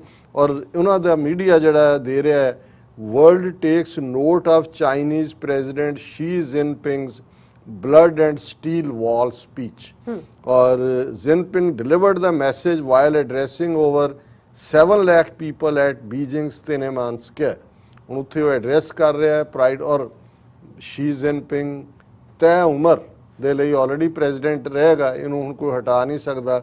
ਮਾਓ ਤੁੰਗ ਤੋਂ ਬਾਅਦ ਮੋਸਟ ਪਾਵਰਫੁਲ ਪਰਸਨੈਲਿਟੀ ਜਿਹਨੇ ਜਿਹੜਾ ਚਾਈਨਾ ਨੂੰ ਜਿਹੜਾ ਇਹ ਇਨੀਸ਼ੀਏਟਿਵ ਹੈ 380-90 ਬਿਲੀਅਨ ਡਾਲਰ ਦਾ one belt one road initiative, ਇਹ ਸ਼ੀ ਜਿਨਪਿੰਗ ਦਾ। ਕਿਵੇਂ ਦੁਨੀਆ ਦੇ 100 ਤੋਂ ਜ਼ਿਆਦਾ ਦੇਸ਼ ਇਸ ਦੇ ਨਾਲ ਜੋੜੇ ਨੇ, ਇਹ ਇੱਕ ਵੱਖਰਾ ਵਿਸ਼ਾ। ਲੇਕਿਨ ਇਹ ਇਕਨੋਮਿਕਲ ਪ੍ਰੋਸਪੈਰਿਟੀ ਕੋਵਿਡ-19 ਦੇ ਚੱਲਦੇ ਆ, ਤੇ ਭਾਰਤ ਨੂੰ ਤਾਂ ਇਹਦੇ ਤੋਂ ਜ਼ਿਆਦਾ ਹੋਰ ਕੋਈ ਸਬਕ ਨਹੀਂ ਜਿਹੜਾ 2020 'ਚ ਦਿੱਤਾ। ਔਰ ਇਹ ਜਿਹੜੀਆਂ ਸੈਲੀਬ੍ਰੇਸ਼ਨ ਚੱਲ ਰਹੀਆਂ ਸੀ, ਉਸ ਸਾਰੇ ਦੇ ਵਿੱਚ ਜਿਹੜਾ ਉਹਨਾਂ ਨੇ ਉਸ ਸੋਲਜਰ ਨੂੰ, ਜਦੋਂ ਕਿ ਗਲਵਾਨ ਵੈਲੀ ਦੇ ਵਿੱਚ ਇਹਨਾਂ ਦਾ ਟਕਰਾਅ ਹੁੰਦਾ ਔਰ ਉਹਦੇ 'ਚ 20 ਭਾਰਤੀ ਸੋਲਜਰ ਮਾਰੇ ਜਾਂਦੇ ਨੇ, ਚੀਨ ਦੇ ਵੀ 5 ਜਿਹੜੇ ਨੇ ਔਰ 1-2 ਜ਼ਖਮੀ ਹੁੰਦੇ ਨੇ। ਔਰ ਜਿਹੜਾ ਉਹਨਾਂ ਦਾ ਜ਼ਖਮੀ ਸੀ ਸੋਲਜਰ, ਭਾਰਤ ਨੂੰ ਦੱਸਣ ਲਈ, ਔਰ ਇਹ ਖਬਰ ਸੀ 2 ਦਿਨ ਪਹਿਲਾਂ ਦੀ, Xi honours People Liberation Army Galwan soldier ahead of CPC 100th anniversary, Chinese communist Party ਦੀ 100ਵੀਂ ਐਨੀਵਰਸਰੀ ਤੋਂ ਪਹਿਲਾਂ, rather on the eve of ਇਸ ਐਨੀਵਰਸਰੀ ਉਹਨਾਂ ਨੇ ਜਿਹੜਾ ਉਹਨਾਂ ਦਾ ਮੇਨ ਸੋਲਜਰ ਸੀ ਗਲਵਾਨ ਵੈਲੀ ਦਾ, ਔਰ ਨਾਲ ਦੇ ਨਾਲ ਹੋਰ 29 ਪੀਪਲ ਜਿਹੜੇ ਗਲਵਾਨ ਵੈਲੀ ਦੇ ਵਿੱਚ ਜਿਹੜੇ ਲੜੇ, ਉਹਨਾਂ ਨੂੰ ਉਹਨਾਂ ਨੇ ਜੁਲਾਈ 1 ਮੈਡਲ ਦੇ ਨਾਲ ਨਵਾਜਿਆ। ਸੋ ਇਹ ਉਹਨਾਂ ਦਾ ਭਾਰਤ ਨੂੰ ਮੈਸੇਜ ਸੀ। ਔਰ ਇਸ ਸਾਰੇ ਦੇ ਨਾਲ ਨਾਲ ਜਿਹੜੀ ਉਹਨਾਂ ਦੀ ਸਪੀਚ ਦਾ ਸੀ, ਜਿਹਨੇ BBC ਨੇ ਹੈਡਲਾਈਨ ਬਣਾਈ, Chinese communist party 100 anniversary, president Xi warns China will not be oppressed in his anniversary speech. ਇਹ ਉਹਨਾਂ ਨੂੰ ਵੈਸਟ ਨੂੰ ਕਹਿ ਰਿਹਾ, ਕਿਉਂਕਿ ਵੈਸਟ ਨੇ, ਅਮਰੀਕਾ ਵੀ ਉਹਦਾ ਹਿੱਸਾ ਬਣਿਆ, ਉਹਨਾਂ ਦੇ ਜ਼ੁਲਮ ਉਹਨਾਂ ਨੇ ਕਿਹਾ ਜੀ ਇਨਫ ਹੋ ਚੁੱਕਾ ਹੈ, ਹੁਣ ਅਸੀਂ ਝੁਕਣ ਵਾਲੇ ਨਹੀਂ ਹੈ। ਔਰ ਇਹ ਉਹਨਾਂ ਦੀ ਡੀਟੇਲ ਇਹੀ ਹੈ ਕਿ Chinese president Xi Jinping strident message on Thursday foreign coercion but is likely to come out with recent reactions later due to time difference issue। कि इन्नी स्ट्रॉन्ग स्पीच है, उन्होंने कहा जी अजय बहुतिया ने रिएक्शन ही नहीं दिता है क्योंकि टाइम गैप है और रिएक्शन देंगे। और उहदे च उन्होंने कहा कि भाई president Xi Jinping address which used aggressive language towards the west like heads bashed against the bloody great wall of steel। उन्होंने कहा भी हुण जे किसी ने सिर चुक्या ਜ਼ੁਲਮ ਕਰਨ ਦੇ ਲਈ, ਸਿਰ ਫੜ ਕੇ ਇਹ ਜਿਹੜੀ ਸਾਡੀ, ਕਿਉਂਕਿ ਗ੍ਰੇਟ ਵਾਲ ਚਾਈਨਾ ਦੀ ਰਿਪਰੈਜ਼ੈਂਟ ਕਰਦੀ ਹੈ 7 ਵੰਡਰਸ ਨੂੰ ਵੀ, ਕਿ ਹੁਣ ਇਹ ਸਟੀਲ ਦੀ ਹੈ, ਵੱਟਿਆਂ ਦੀ ਨਹੀਂ ਹੈ, ਅਸੀਂ ਤੁਹਾਡੇ ਸਿਰ ਭੰਨਾਂਗੇ ਸਟੀਲ ਦੀ ਇਸ ਗ੍ਰੇਟ ਵਾਲ ਦੇ ਨਾਲ। ਜੇ ਤੁਸੀਂ ਇਹ ਦੇਖਿਆ, ਨਾਲ ਦੀ ਨਾਲ ਉਹਨਾਂ ਨੇ ਕਿਹਾ ਕਿ ਵੀ ਅਸੀਂ ਕਿਸੇ ਤੋਂ ਹੁਣ ਦਬਣ ਵਾਲੇ ਨਹੀਂ ਹੈ, ਝੁਕਣ ਵਾਲੇ ਨਹੀਂ ਹੈ। ਔਰ ਇਹ ਸਾਰੇ ਦੇ ਨਾਲ ਨਾਲ ਉਹਨਾਂ ਨੇ ਇਹ ਕਿਹਾ ਕਿ ਵੀ ਬੈਸ਼ਿੰਗ ਹੈਡਸ ਬਲੱਡੀ ਦੇ ਉੱਤੇ ਹੀ ਸਾਰਾ ਕਮੈਂਟ ਹੋ ਰਿਹਾ। ਔਰ ਉਹਨਾਂ ਨੇ ਇਹ ਸਾਰੇ ਨੂੰ, but the line about foreign forces trying to bully China crashing into great wall of, ਮਤਲਬ ਉਹ ਗ੍ਰੇਟ ਵਾਲ ਆਫ ਸਟੀਲ ਜਿਹੜਾ ਜੁਮਲਾ ਹੈ ਉਹ ਇਹਨਾਂ ਨੂੰ ਖਾ ਰਿਹਾ। ਵੀ ਉਹਨੇ ਕਿਹਾ ਵੀ ਹੁਣ ਆਓ ਅਸੀਂ ਜਿਹੜੀ ਹੈ, ਔਰ ਇਹ ਕਹਿ ਰਹੇ ਨੇ ਜੀ ਇਹ ਤਾਂ ਬਹੁਤ ਗ੍ਰੇਟ ਮਿਲੀਟਰੀਲਿਸਟਿਕ ਟੋਨ ਹੈ ਕਿ ਇਹ ਤਾਂ ਧਮਕੀ ਵਾਂਗ ਹੈ। ਔਰ ਇਹ ਤਾਂ ਅਜੇ ਨਹੀਂ ਬੋਲੇ, ਪਰ ਤਾਈਵਾਨ ਜਿਹੜਾ ਜਿਹਨਾਂ ਨੂੰ ਪਤਾ ਹੈ ਵੀ ਹੁਣ ਅਗਲਾ ਕਦਮ ਹਾਂਗਕਾਂਗ ਉਹਨਾਂ ਨੇ ਕਾਬੂ ਕਰ ਲਿਆ, ਤਾਈਵਾਨ ਕਾਬੂ ਕਰਨਾ ਹੈ, ਉਹ ਕਹਿ ਰਹੇ ਨੇ ਜੀ ਦੇਖੋ ਅਸੀਂ democracy, freedom, human rights, rule of law, ਇਹ ਮੇਜਰ ਇੰਸਟੀਟਿਊਸ਼ਨਲ ਡਿਫਰੈਂਸ ਹੈ ਸਾਡਾ ਤੇ ਉਹਨਾਂ ਦਾ। ਮੈਂ ਸਮਝਦਾ ਕਿ ਵੀ ਇਹ ਅਲਟੀਮੇਟਲੀ ਇਹ ਠੀਕ ਹੈ ਵੀ ਅਸੀਂ ਚਾਈਨਾ ਦੀ ਹਰ ਪਾਲਿਸੀ ਦੇ ਨਾਲ ਜਾਂ ਉਹਨਾਂ ਦੀ ਵਿਚਾਰਧਾਰਾ ਨਾਲ ਨਾ ਵੀ ਸਹਿਮਤ ਹੁੰਦੇ ਹੋਈਏ, ਪਰ ਮੈਂ ਸਮਝਦਾ ਵੀ ਜਿਵੇਂ ਸਾਡੇ ਗੁਰੂ ਸਾਹਿਬ ਨੇ ਸਾਨੂੰ ਸਿਖਾਇਆ ਹੋਇਆ ਕਿ ਸਾਂਝ ਕੀਚੈ ਗੁਣਾ ਕੇਰੀ ਛੋੜ ਅਵਗੁਣ ਚੱਲੀਏ, ਅਸੀਂ ਇਹ ਤਾਂ ਸਿੱਖ ਸਕਦੇ ਹਾਂ ਕਿ ਕਿਵੇਂ ਤਬਾਹ ਬਰਬਾਦ ਹੋਏ ਲੋਕ, ਬਿਲਕੁਲ ਨਕਾਰੇ ਹੋਏ, ਜ਼ੁਲਮ ਦਾ ਸ਼ਿਕਾਰ, ਉਹ ਵਾਪਸ ਕਿਵੇਂ ਖਲੋਤੇ, ਕਿਵੇਂ ਉਹਨਾਂ ਨੇ ਆਪਣੀ ਗਲੋਰੀ ਔਰ ਆਨਰ ਹਾਸਲ ਕੀਤਾ ਹੈ, ਔਰ ਕਿਵੇਂ ਅੱਜ ਕੌਨਫੀਡੈਂਸ ਦੇ ਨਾਲ ਉਹ ਆਪਣੇ ਹੱਕਾਂ ਦੀ ਤਰਜਮਾਨੀ ਕਰਦੇ ਨੇ। ਇਹ ਸਾਡੇ ਲਈ ਸਿੱਖਣ ਵਾਲੀ ਜੀ ਡਾਕਟਰ ਸਾਹਿਬ ਬਹੁਤ ਬਹੁਤ ਧੰਨਵਾਦ। ਸੋ ਇੱਥੇ ਲੈਣੇ ਬ੍ਰੇਕ। ਵਿਊਅਰਸ ਤੁਸੀਂ ਨਾਲ ਇਸੇ ਤਰ੍ਹਾਂ ਹੀ ਬਣੇ ਰਹਿਣਾ। ਮਿਲਦੇ ਹਾਂ ਛੋਟੇ ਜਿਹੇ ਬ੍ਰੇਕ ਤੋਂ ਬਾਅਦ।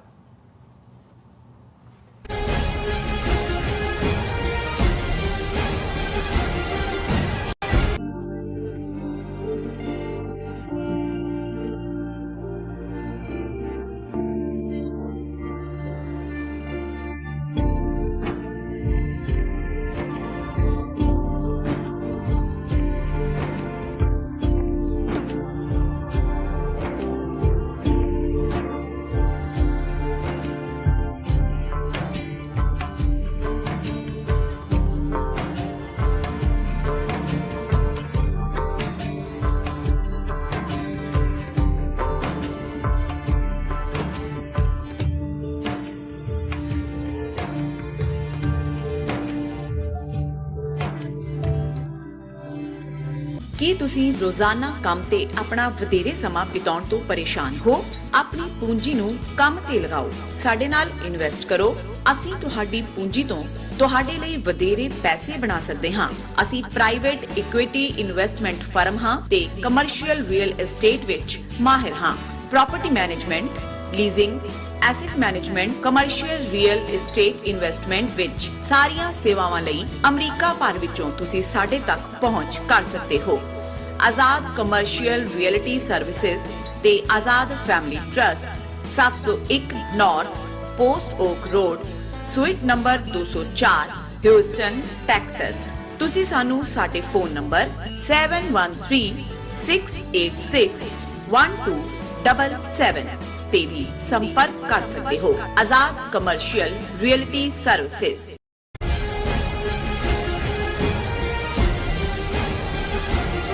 Viewers welcome back on programme. So viewers ਹੁਣ ਆਪਾਂ ਗੱਲਬਾਤ ਕਰਨ ਜਾ ਰਹੇ ਹਾਂ ਭਾਰਤ ਤੇ ਪਾਕਿਸਤਾਨ ਦੇ ਹਵਾਲੇ ਨਾਲ ਕਿ ਭਾਰਤ ਨੇ ਪਾਕਿਸਤਾਨ ਕੋਲ ਜ਼ੋਰਦਾਰ ਜਿਹੜਾ ਪ੍ਰੋਟੈਸਟ ਹੈ ਉਹ ਕੀਤਾ ਹੈ ਕਿ ਇਸਲਾਮਾਬਾਦ ਵਿਚਲੇ ਭਾਰਤੀ ਮਿਸ਼ਨ ਦੇ ਉੱਪਰ ਕਈ ਘੰਟੇ ਡਰੋਨ ਚੱਕਰ ਲਾਉਂਦਾ ਰਿਹਾ। ਇਸ ਤੋਂ ਪਹਿਲਾਂ ਭਾਰਤ ਨੇ ਜੰਮੂ ਦੇ 에ਅਰ ਫੋਰਸ ਬੇਸ ਤੇ ਡਰੋਨ ਹਮਲਿਆਂ ਦਾ ਪ੍ਰਚਾਰ ਕੀਤਾ ਸੀ। ਸੋ ਭਾਰਤ ਦੇ ਇਸ ਪ੍ਰੋਟੈਸਟ ਦੇ ਕੀ ਮਾਇਨੇ ਹਨ?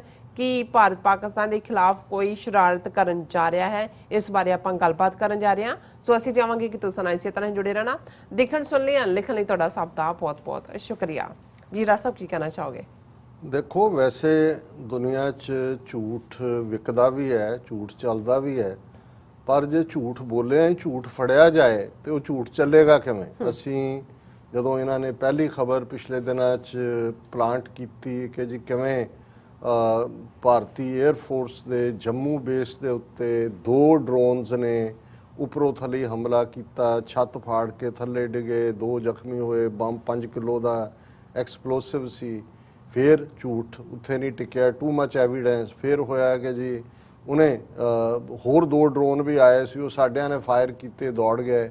ਫਿਰ ਉਹਨਾਂ ਦੇ ਦਿਲਬਾਗ ਸਿੰਘ ਡੀਜੀਪੀ ਜੰਮੂ ਕਸ਼ਮੀਰ ਪੁਲਿਸ ਨੇ ਕਿਹਾ, ਉਹਨਾਂ ਨੇ ਕਿਹਾ ਜੀ ਇਹ ਇੱਕ ਬੰਦਾ ਫੜਿਆ 5 ਕਿਲੋ ਉਹਦੇ ਕੋਲ ਐਕਸਪਲੋਸਿਵ, ਉਹ ਤਾਂ ਭੀੜ ਭੜੱਕੇ ਵਾਲੇ ਇਲਾਕੇ 'ਚ ਜਾ ਕੇ ਕਰਨ ਵਾਲਾ ਸੀ, ਲਸ਼ਕਰੇ ਤੋਇਬਾ ਦਾ ਬੰਦਾ ਸੀ। ਇੰਡੀਅਨ NIA ਦੀ ਅਜੇ ਇਨਵੈਸਟੀਗੇਸ਼ਨ ਸ਼ੁਰੂ ਵੀ ਨਹੀਂ ਸੀ ਹੋਈ। ਉਹਨਾਂ ਨੇ ਕਿਹਾ ਜੀ ਇਹ ਡਰੋਨ ਹਮਲੇ ਜਿਹੜੇ ਨੇ ਉਹ ਲਸ਼ਕਰੇ ਤੋਇਬਾ ਨੇ ਕੀਤੇ ਨੇ। ਉਧਰੋਂ ਅਸੀਂ ਦੇਖਦੇ ਹਾਂ ਵੀ ਲਗਭਗ ਜਿਹੜਾ 23 ਜੂਨ ਨੂੰ ਇਸ ਤੋਂ ਪਹਿਲਾਂ ਹਾਫਿਜ਼ ਸਈਦ ਦੇ ਘਰ ਜਿਹੜਾ ਉਹ ਅਟੈਕ ਸੁਸਾਈਡ ਵਾਲਾ ਕਰਕੇ ਪੁਲਿਸ ਦੇ ਜਿਹੜੇ ਪਾਕਿਸਤਾਨੀ ਪੁਲਿਸ ਦੇ ਨੇ ਲਾਹੌਰ 'ਚ ਉਹ ਬੰਦੇ ਮਾਰੇ ਜਾਂਦੇ ਨੇ, ਜ਼ਖਮੀ ਹੁੰਦੇ ਨੇ। ਹੁਣ ਇਸ ਸਾਰੇ ਕੰਟੈਕਸਟ ਨੂੰ ਅਸੀਂ ਉਸ ਦਿਨ ਵੀ ਕਿਹਾ ਸੀ ਕਿ ਵੀ ਇਹ ਕੁਛ ਨਾ ਕੁਛ ਨਵਾਂ ਅਨਰੇਵਲ ਹੋ ਰਿਹਾ। ਇਸ ਸਾਰੇ ਦੌਰ ਚੱਲਦਿਆਂ ਫਿਰ ਅਸੀਂ ਹੁਣ ਕਸ਼ਮੀਰ ਵਾਦੀ 'ਚ ਜੁੜੀਆਂ ਘਟਨਾਵਾਂ, ਸਿੱਖ ਬੱਚੀਆਂ ਦੇ ਨਾਲ ਉਹਨਾਂ ਨੂੰ ਕਿਵੇਂ ਆਊਟ ਆਫ ਪ੍ਰਪੋਰਸ਼ਨ ਜਿਹੜਾ ਉਹ ਪਲੇ ਕੀਤਾ ਜਾ ਰਿਹਾ, ਅਸੀਂ ਨੈਕਸਟ ਸੈਗਮੈਂਟ 'ਚ ਗੱਲ ਕਰਾਂਗੇ। ਹੁਣ ਇਸ ਦੇ ਚੱਲਦਿਆਂ ਅੱਜ ਇੱਕ ਹੋਰ ਅਜੀਬੋ ਗਰੀਬ ਇਹਨਾਂ ਨੇ ਪ੍ਰੋਟੈਸਟ ਪਾਕਿਸਤਾਨ ਕੋਲ ਕਰਨ ਦੇ ਨਾਂ ਥੱਲੇ ਔਰ ਵੱਡੀ ਖਬਰ ਚਲਾਈ ਹੋਈ ਹੈ, ਸਾਰੇ ਮੀਡੀਆ 'ਚ ਉਹਨਾਂ ਦੇ ਚੱਲ ਰਹੀ ਹੈ ਕਿ ਜੀ ਇਹ 26 ਜੂਨ ਨੂੰ ਇਸਲਾਮਾਬਾਦ ਜਿੱਥੇ ਭਾਰਤੀ ਮਿਸ਼ਨ ਹੈ ਉੱਥੇ ਇੱਕ ਗੈਦਰਿੰਗ ਚੱਲ ਰਹੀ ਸੀ ਵੱਡੀ, ਔਰ ਸ਼ਾਮ ਦੇ 10 ਵਜੇ ਜਿਹੜਾ ਉਹ ਪਾਕਿਸਤਾਨੀ ਡਰੋਨ ਜਿਹੜੇ ਨੇ ਉਹ ਉਹਦੇ ਉੱਤੇ ਚੱਕਰ ਲਾਉਂਦੇ ਰਹੇ, ਜਿਹੜੀ ਕਿ ਬ੍ਰੀਚ ਹੈ ਡਿਪਲੋਮੈਟਿਕ ਜਿਹੜਾ ਨਾਰਮ ਹੈ ਜਾਂ ਸਾਡੇ ਡਿਪਲੋਮੈਟਿਕ ਰਾਈਟਸ ਨੇ। ਔਰ ਉਹਨਾਂ ਨੇ ਇਸ ਦੇ ਲਈ ਉਹਨਾਂ ਨੇ ਕਿਹਾ ਜੀ ਕਿ ਅਸੀਂ ਇਹ ਆਫੀਸ਼ੀਅਲੀ ਗਵਰਨਮੈਂਟ ਆਫ ਪਾਕਿਸਤਾਨ ਕੋਲੇ ਚੁੱਕਿਆ ਕਿ ਇਹਨੂੰ ਇਨਵੈਸਟੀਗੇਟ ਕਰੋ ਔਰ ਇਹ ਦੁਬਾਰਾ ਨਾ ਹੋਏ, ਬ੍ਰੀਚ ਆਫ ਸਿਕਿਉਰਿਟੀ ਹੈ। ਔਰ 10 ਵਜੇ ਰਾਤ ਦਾ ਕਿਹਾ ਜੀ ਉਹ ਦੇਖ ਰਹੇ ਸੀ ਉਹਨਾਂ ਨੇ। ਹੁਣ ਆਪਣੇ ਆਪ 'ਚ ਇਹ ਲੱਗਦਾ ਹੁਣ ਇਹਦੇ ਤੇ ਪਾਕਿਸਤਾਨੀ ਫੋਰਨ ਅਫੇਅਰਸ ਦੇ ਨੇ ਮਿਸਟਰ ਜ਼ਾਹਿਦ ਹਫੀਜ਼ ਚੌਧਰੀ, ਉਹਨਾਂ ਨੇ he dismiss the claim as preposterous and said Indian diplomats had not shared any facts or proof whatsoever to substantiate these allegations। ਕਿ ਕੋਈ ਪਿਕਚਰਸ ਲਈਆਂ ਨੇ ਤੁਸੀਂ ਕਿ ਡਰੋਨ ਘੁੰਮ ਰਹੇ ਨੇ, ਕੋਈ ਸਬੂਤ ਦਿਓ ਕਿ ਭਾਈ ਤੁਸੀਂ ਜਿਹੜਾ ਉਹਨਾਂ ਨੂੰ ਸਪੌਟ ਕੀਤਾ ਜਾਂ ਤੁਹਾਨੂੰ ਸਪਾਈ ਕਰ ਰਹੇ ਸੀ। ਹੁਣ ਇਸ ਸਾਰੇ ਦੇ ਉੱਤੇ ਉਹਨਾਂ ਨੇ ਕਿਹਾ ਵੀ ਇਹ ਜਿਹੜੇ ਨੇ ਇਹ ਜੋ ਕਰ ਰਿਹਾ ਇੰਡੀਆ, ਇਹ ਚੌਧਰੀ ਮਿਸਟਰ ਕਹਿ ਰਹੇ ਨੇ this is diversionary Indian tactics, and then diverted the topic to Kashmir by stating that Islamabad will continue to stand by the people of Jammu and Kashmir in the struggle for the right of self-determination। ਉਹਨੂੰ ਕਿਹਾ ਜੀ ਇਹ ਹੁਣ ਸਾਰੇ divert ਕਰ ਰਹੇ ਨੇ ਲੋਕਾਂ ਨੂੰ, ਇਹ ਜਿਹੜਾ ਇਸ ਕਿਸਮ ਦੇ ਡਰੋਨ ਹਮਲੇ ਔਰ ਫਲਾਣਾ ਟਿਮਕਾ ਕਰਕੇ ਔਰ ਇਸ ਸਾਰੇ ਚੋਂ ਉਹਨਾਂ ਨੇ ਕਿਹਾ ਕਿ ਵੀ ਇਹ ਇੰਡੀਆ ਦਾ ਪ੍ਰੋਪੇਗੈਂਡਾ ਕੈਂਪੇਨ ਹੈ। When evidence so far collected in Lahore blast of June 23rd is increasingly pointing to external forces with a history of perpetrating state-sponsored terrorism against Pakistan। ਕਿ ਸਬੂਤ ਇਹੀ ਨੇ, ਰਾਹ ਹੀ ਉਹਦਾ ਹੱਥ ਹੈ ਜੋ ਲਾਹੌਰ ਦੇ ਵਿੱਚ ਹੋਇਆ। ਔਰ ਉਹਨਾਂ ਨੇ ਹੁਣ ਇਸ ਸਾਰੇ ਚੋਂ ਇਹਦੇ ਨਾਲ ਹੋਰ ਵੀ ਖਬਰ ਹੈ, BSF opens fire after Pakistani drone spotted over international border in Jammu। ਅਜੇ ਇਹਨਾਂ ਨੇ ਹੁਣ ਡਰੋਨ ਤਾਂ ਇਵੇਂ ਬਣਾਤੇ ਜਿਵੇਂ ਮੱਛਰ ਉੱਡਦੇ ਨੇ। ਉਹਨਾਂ ਨੇ ਕਿਹਾ ਜੀ ਇਹ ਸਾਡੀ BSF ਨੇ ਫਾਇਰ ਖੋਲ ਦਿੱਤਾ। ਹੁਣ ਇਹ ਡਰੋਨਸ ਅਟੈਕ ਲਸ਼ਕਰੇ ਤਾਇਬਾ ਉਸ ਪੀਰੀਅਡ 'ਚ ਜਦੋਂ ਕਿ ਆਲਰੇਡੀ ਟੈਂਸ਼ਨਸ ਜਿਹੜੀਆਂ ਨੇ ਅਫਗਾਨਿਸਤਾਨ 'ਚੋਂ ਅਮਰੀਕਨ ਐਗਜ਼ਿਟ ਹੋ ਰਿਹਾ ਹੈ ਔਰ ਉਹਨਾਂ ਨੇ ਜਿਹੜਾ ਲਾਸਟ ਜਿਹੜਾ ਮੋਸਟ ਇੰਪੋਰਟੈਂਟ ਬਡਗਾਮ 에ਅਰਫੀਲਡ ਨੂੰ ਛੱਡ ਦਿੱਤਾ, ਜਿਹਦੇ ਬਾਰੇ ਬਹੁਤ ਸਾਰੇ ਐਕਸਪਰਟ ਕਹਿੰਦੇ ਸੀ ਜੀ ਇਹ ਬਿਲਕੁਲ ਖਾਲੀ ਨਹੀਂ ਕਰਨਗੇ, ਕੁਛ ਨਾ ਕੁਛ ਆਪਣੇ ਉਹਨਾਂ ਨੇ ਬਿਲਕੁਲ to the last man NATO ਦੇ ਵੀ ਔਰ ਅਮਰੀਕਾ ਦੇ ਵੀ। ਹੁਣ ਇਸ ਸਾਰੇ ਦੇ ਚੱਲਦੇ ਆ ਇਹਦੀ ਟਾਈਮਿੰਗ ਜਦੋਂ ਤੁਸੀਂ ਡਰੋਨ ਔਰ ਦੂਸਰੇ ਦੀ ਦੇਖਦੇ ਹੋ, ਪਾਕਿਸਤਾਨ ਦੇ ਵੀ ਇੱਕ ਦੋ ਜਿਹੜੇ ਸਿਕਿਉਰਿਟੀ ਐਕਸਪਰਟਸ ਨੇ ਉਹਨਾਂ ਨੇ ਕਿਹਾ ਕਿ ਵੀ ਇਸ ਪੀਰੀਅਡ 'ਚ ਜਿਹੜੀਆਂ ਇੰਡੀਆ ਦੀਆਂ ਰਾਜਸਥਾਨ ਦੇ ਡੈਜ਼ਰਟ 'ਚ ਵੀ ਮਿਲਟਰੀ ਐਕਸਰਸਾਈਜ਼ ਚੱਲ ਰਹੀਆਂ ਨੇ ਔਰ ਇਹ ਕੋਈ ਨਾ ਕੋਈ ਸ਼ਰਾਰਤ ਪਾਕਿਸਤਾਨ ਦੇ ਖਿਲਾਫ ਕੁਛ ਤਾਂ ਕਹਿ ਰਹੇ ਨੇ ਕਿ ਵੀ ਇਹ ਕੋਈ ਨਾ ਕੋਈ ਲਿਮਿਟਡ ਐਕਸ਼ਨ ਔਰ ਇਹ 에ਅਰਫੋਰਸ ਬੇਸ ਜੰਮੂ ਦਾ ਬਹਾਨਾ, ਹੁਣ ਉਹਦਾ ਇਸਲਾਮਾਬਾਦ ਮਿਸ਼ਨ ਇੰਡੀਅਨ ਮਿਸ਼ਨ ਦੀ ਸਰਵੇਲੈਂਸ ਕਰਨੀ, ਇਹਨੂੰ ਕਰਕੇ ਕੁਛ ਨਾ ਕੁਛ ਪਾਕਿਸਤਾਨ ਦੇ ਅਗੇਂਸਟ ਕਰ ਸਕਦੇ ਨੇ। ਬੇਸ਼ੱਕ ਚਾਈਨਾ ਨੇ ਇਸ ਕਿਸਮ ਦਾ ਡਰ ਖੌਫ ਇਹਨਾਂ ਦੇ ਦਿਲ 'ਚ ਭਰ ਦਿੱਤਾ ਹੈ 2020, ਉੱਥੇ ਤਾਂ ਨਾਂ ਲੈਣ ਨੂੰ ਤਿਆਰ ਨਹੀਂ।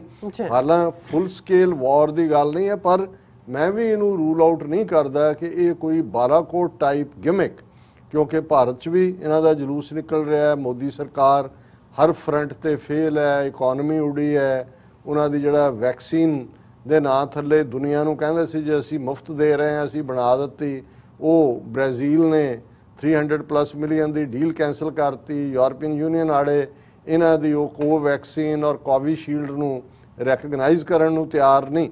ਔਰ ਇਸ ਸਾਰੇ ਦੇ ਚੱਲਦੇ ਆ ਕੋਈ ਨਾ ਕੋਈ ਡਾਈਵਰਸ਼ਨਰੀ ਟੈਕਟਿਕ ਭਾਰਤ ਦੇ ਲੋਕਾਂ ਨੂੰ ਜਿਨ੍ਹਾਂ ਨੂੰ ਨਫ਼ਰਤ ਦੇ ਉੱਤੇ ਪਾਲਿਆ ਹੋਇਆ।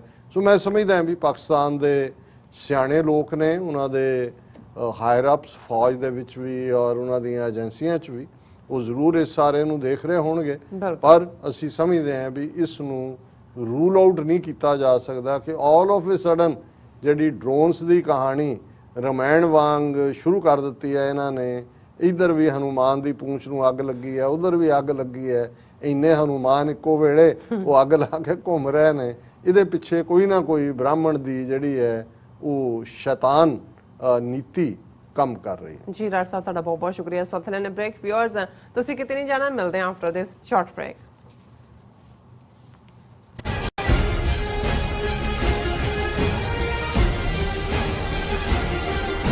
ਕੀ ਤੁਹਾਨੂੰ 30, 40 ਜਾਂ 50 ਦਿਨ ਵੇਟ ਕਰਨੀ ਪੈ ਰਹੀ ਹੈ ਤੁਹਾਡੇ ਚੈੱਕ ਲਈ? ਫਿਰ ਬ੍ਰੋਕਰਾਂ ਪਿੱਛੇ ਭੱਜਦੇ ਫਿਰਦੇ ਹੋ ਪੈਸੇ ਲਈ, ਬਹੁਤ ਜ਼ਿਆਦਾ ਟਾਈਮ ਵੇਸਟ ਹੋ ਜਾਂਦਾ ਇੱਦਾਂ ਤਾਂ। ਜੇ ਤੁਸੀਂ ਅੱਜ ਹੀ ਪੈਸੇ ਲੈਣੇ ਤਾਂ ਬਾਬਟੇਲ ਨੂੰ ਕਾਲ ਕਰੋ। ਬਾਬਟੇਲ ਤੁਹਾਡੀਆਂ ਇਨਵੋਇਸਿਸ ਸੇਮ ਡੇ ਫੰਡ ਕਰ ਸਕਦੇ ਹਨ for a small fee, no contract, no reserve and no hidden fees। ਅੱਜ ਹੀ ਕਾਲ ਕਰੋ ਬਾਬਟੇਲ ਨੂੰ ਤੇ ਤੁਹਾਡਾ ਪਹਿਲਾ ਮਹੀਨਾ free. 410 204 2084 again 410 204 2084। Are you tired of property violations, ECB court hearings wasting your time? AM Expediting Drafting and Design is the solution for your problems. AM Expediting Drafting and Design offers services that range from architectural drawings to expediting services to DOB, FDNY, and other agencies. Or visit their location at 116-15 Myrtle Avenue in Richmond Hill. Call AM Expediting Drafting and Design now at 718-725-0059.